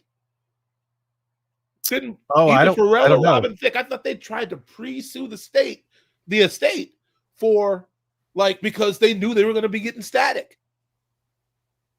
Well, then they started it. That's their fault, then, really, right? It's like, I don't know if I got it right, but that's what I remember hearing. Don't quote me, but I remember something like, "Well, didn't you two dudes? You brought it on yourself. You knew it was too close. Oh my God! Why would you do that? Why did you do that, Karen? Why did you do that? If they would have, I don't think that the Gaye estate would have even said anything or done anything. I don't think they would have reacted. I think they put themselves on their radar then. That's stupid. But the Gaye estate was kind of I think they were getting a reputation for being overly litigious around that time. I think they went after a couple of people. And then that's why Robin or Pharrell or their manager or lawyer said, we better put something in motion right now because I can see this coming. This is going to come to a head with the Gaye family, and we should just so. What was their court? What was their court case towards the Gaye estate? What were they going to say? It's just like that they were going to try to. What was the basis of their case against them? DJ Danny G, who I'll take as a reference for now here, who just said the Gaye estate mentioned it. Then Pharrell sued them first. If that's the case, yeah, but sue them for what? Sue them to sue them for it's like a preemptive move, like sue them in a way where it's like, okay, you're not going to be able to. I'm not sure. That's you're running into the same spiral that I am. I was like, what are you saying? You wrote that song, so damn it, we're writing it. I think it's the legal stuff is ridiculous. It's a preemptive strike. I don't know what they call it in legal terms, but that's what it was. It was like, Yeah. oh, so you're thinking this might be okay. Well, wait a minute. Well, I don't. Let's file for an injunction, and and sue them. I don't know what the suit would be. Well, I mean, if they said, if maybe the gay estate said something to the effect like you're stealing it, and they were just like, I don't know. I mean, all right. Well, he's following Yeah, at 8:49 p.m. right here. Do you want to engage, or do we? no, I mean, no. Okay, I'm saying, how much do you care? Yeah, I just Like, don't. yeah, I don't want to go down too far a rabbit hole with bunch Pharrell. of millionaires arguing about money. I don't give a. That's all right. I appreciate you, DJ Danny. Yeah, I'm man, just saying. appreciate it. Yeah. So, well, It's just to kind of profit us. put a bow in it. He says, following the Gays family's complaint, Thicke and Williams, along with T.I., filed a lawsuit in August 2013 seeking a declaration that their song did not infringe on Gays copyright. So they were suing them, saying it didn't. But it's not for them to decide whether it did or didn't. Right. It's like, yeah, it's very much a defensive. They'll move. tell you if you're in the wrong. Yeah, why did you just wait and see? But hey, I'm sure they had a strategy. If it worked, great. If it didn't, that's great too. Yeah. Either way, that's fine. DJ Jenny is been very resourceful on this. Very active. Very active. Very active. Very. There you go. For those who missed the pre-show, again, another shout out to Jesse Johnson. Thank you. Thank you. I mean, first off, thank you for coming on the show. And also he did the shows in Oakland, and I've heard nothing but rave reviews about the show. So I wanted to make sure that I said it again for those that may have missed the first part, but those of you who were lucky enough to actually attend that show, I'm so jealous. I was invited and I absolutely would have gone, but my grandson was being baptized and was like, there's just no way I would. You got grandkids, man? I got grandkids. Yeah. That's how y'all rock. Yeah. Okay. Y'all. Yeah. I mean, I just gotta sit back and I get the news. Hey, I guess like you have a choice in the matter. Yeah. You're a pops now. You got made a grandfather. Yeah. Yeah, that's right. All right. So that's there it is. It's just extra Christmas money is basically what it is. That's all right. Spend. Spend on those you love. Yeah. As it stands, next Tuesday will be another free for all. But again, there's a couple things that are in the mix. Or Michael and I may talk afterwards and say, yeah, we're taking a break. Yeah, I'm trying to figure out next week it'll be the 9th. I don't think I have anything going on the 9th. Well, we'll discuss it. Yeah, we'll let the people know. Yeah. We always keep in loops. Thank you so much for hanging out with us tonight, and obviously thank you to the mighty Tommy Barbarella joining us. Yeah, man. That was really cool to finally get him on the show. Yes, sir. Yeah, man. Mm-hmm. And of course, once again, if you are a Patreon supporter, make sure that you have your mailing address in there. Again, for those that do not know, that's been scrolling across the bottom here. Patreon.com/Funkatopia. That's Patreon.com/Funkatopia. I did make it out to the mighty IMAX showing of Prince's Sign of the Times album, and I picked up these little nice. You can't really. That's pretty thick. Yeah, it's a nice little thick card stock here. They spent the extra money, right? And it's a little commemorative Sign of the Times ticket. And I grabbed a few because I knew that they were whatever extra ones they had, they were probably going to be thrown away. But I grabbed a few, and I'm going to start at the top of the supporters that have their mailing address that tell me that they don't have it. Yeah. And I'll make sure that you guys get some. And I also have I did actually. I showed this before, and I guess I'll show it again. I know you guys can't hear me well because I'm not talking into the mic, but so I did actually get these really cool Funkatopia bags for Patreon supporter that we actually made these Funkatopia bags for some of the, and it's actually got some pretty cool stuff inside of it too. I can't show you everything, but there's some cool stuff like stickers and mystery jump drives, stuff like that. And of course, Yeah, yes. Yeah, exactly. That's what you do. Yeah. So, Mm-hmm. you know, I try my best to make sure that I take care of some of the Patreon supporters. Again, patreon.com/Funkatopia. You know, be sure you join in. Yes, I'm going to be better at stuff. And I do still owe you guys some stuff for this month. So I know it's been crazy, man. We had a busy Labor Day weekend.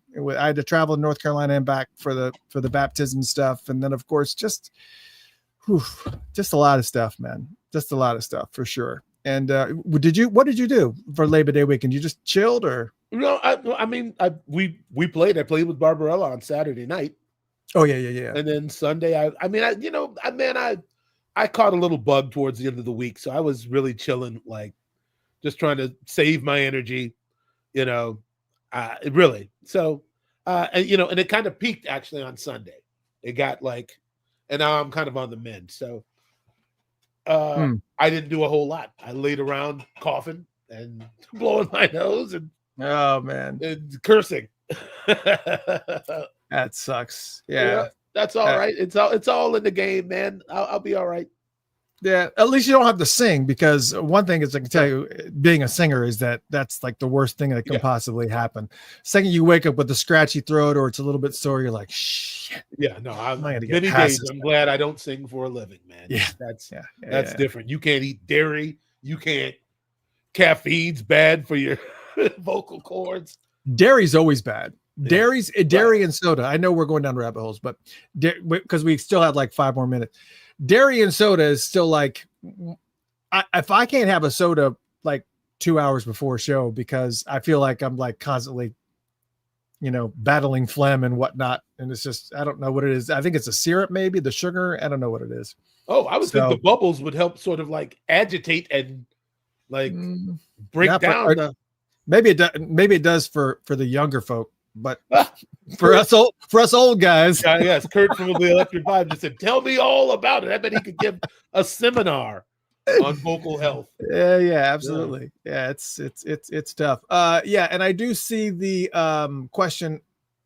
I know that who was it that was Top Notch Dana Dane wanted to speak a little bit on the play. We did talk about it. Dana, you didn't tune in last week. We did talk about the Purple Rain play and how we felt about the cast. And honestly, besides Chris Collins, I wasn't familiar with anybody else on there, but we did learn, yes, Chris Collins is a very talented artist. I know that Marshall Charloff, who does his Prince act with Purple Experience. Mm-hmm. And by the way, I've seen a lot of Prince. I hate to say Prince impersonators, and if Marshall will hear, he'd probably kick me in the ankle for saying that. I don't know what else they call it, but out of all the people that do it, I feel like Marshall does a really, really good job. And I'm not talking about necessarily looks, although he has really good look, but vocally and as a musician, he's so great at it. But even he gave high praise to Chris Collins and said he's happy, so happy for Chris, because Chris really does pull off the look really, really well. But one of the things that's really, really important for people that want to continually comment on it is that they're calling him the Kid. They're not, obviously it's the Purple Rain, the music, but they're calling him the Kid. They were very, very careful not to label him as Prince, because I think people are, so it's the Kid. It is it is an adaptation. He is not trying to be Prince. Obviously he's playing a part that Prince originally played it, and they're going to be playing Prince's music. There's going to be lots of adaptations of the music too. There's going to be so you really got to have to kind of put your hardcore Prince fandom aside and back away from that and just accept it for what it is. Not accept it, but understand what it is. Go in with a little bit of, just temper yourself. I don't know if they've done the greatest job of kind of spelling it out for the public just yet. I they think got a minute. there's not enough. Yeah, well, there's not a bunch of information really for them to share. I think they're being really careful about how much they share because people go right into that judgmental type of, well, he doesn't even look like Prince, and he doesn't even sound like Prince, and he doesn't even care. It's not. This is an adaptation. This is a revision. Okay. So just accept it. It is. So I'm not.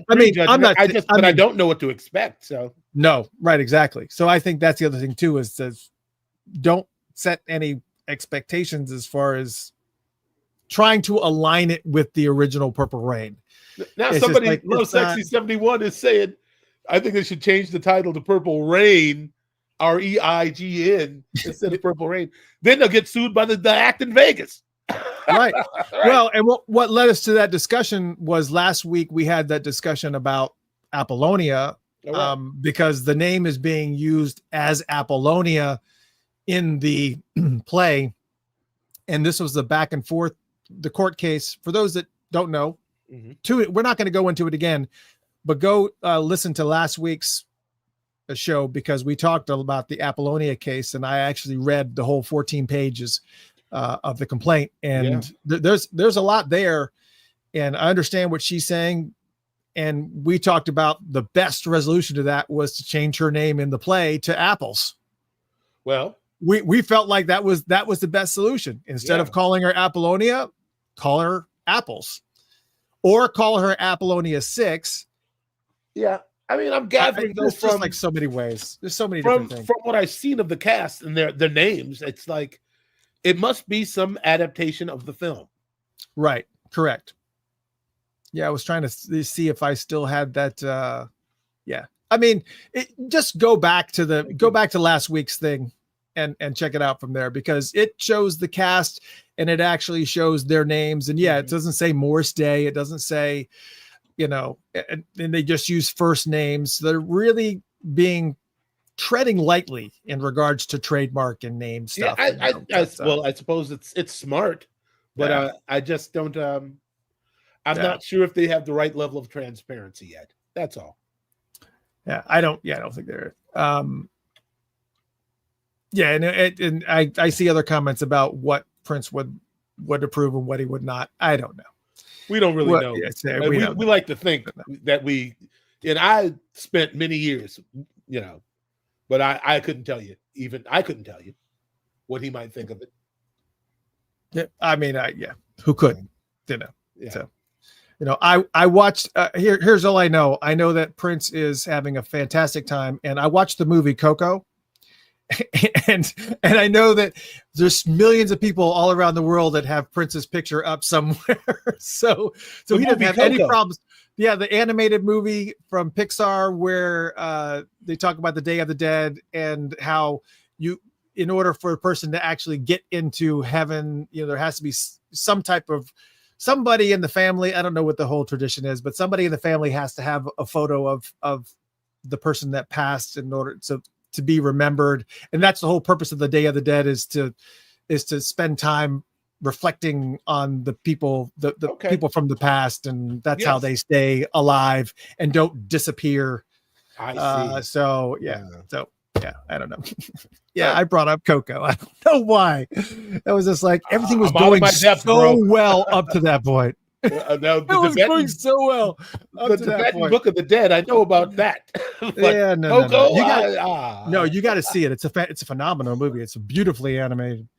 Anyways, is it COCO or is it COCOA? No, it's COCO. Okay, check it out. I'll look for it. I'll check it out tonight. Yeah, it's on Disney Plus. Ladies and gentlemen, thank you so much for joining us on this Tuesday. Thank you again to Tommy Barbarella for joining us, and we will see you guys next Tuesday, or maybe not. We'll let you know. You know how we roll here. So thank you guys so much for tuning in. We'll talk to you later. I am your host, Mr. Christopher. This is Michael Bland. Thank you, Tommy. I see you in the green room. Appreciate it, brother. Adios, man. See y'all. Peace.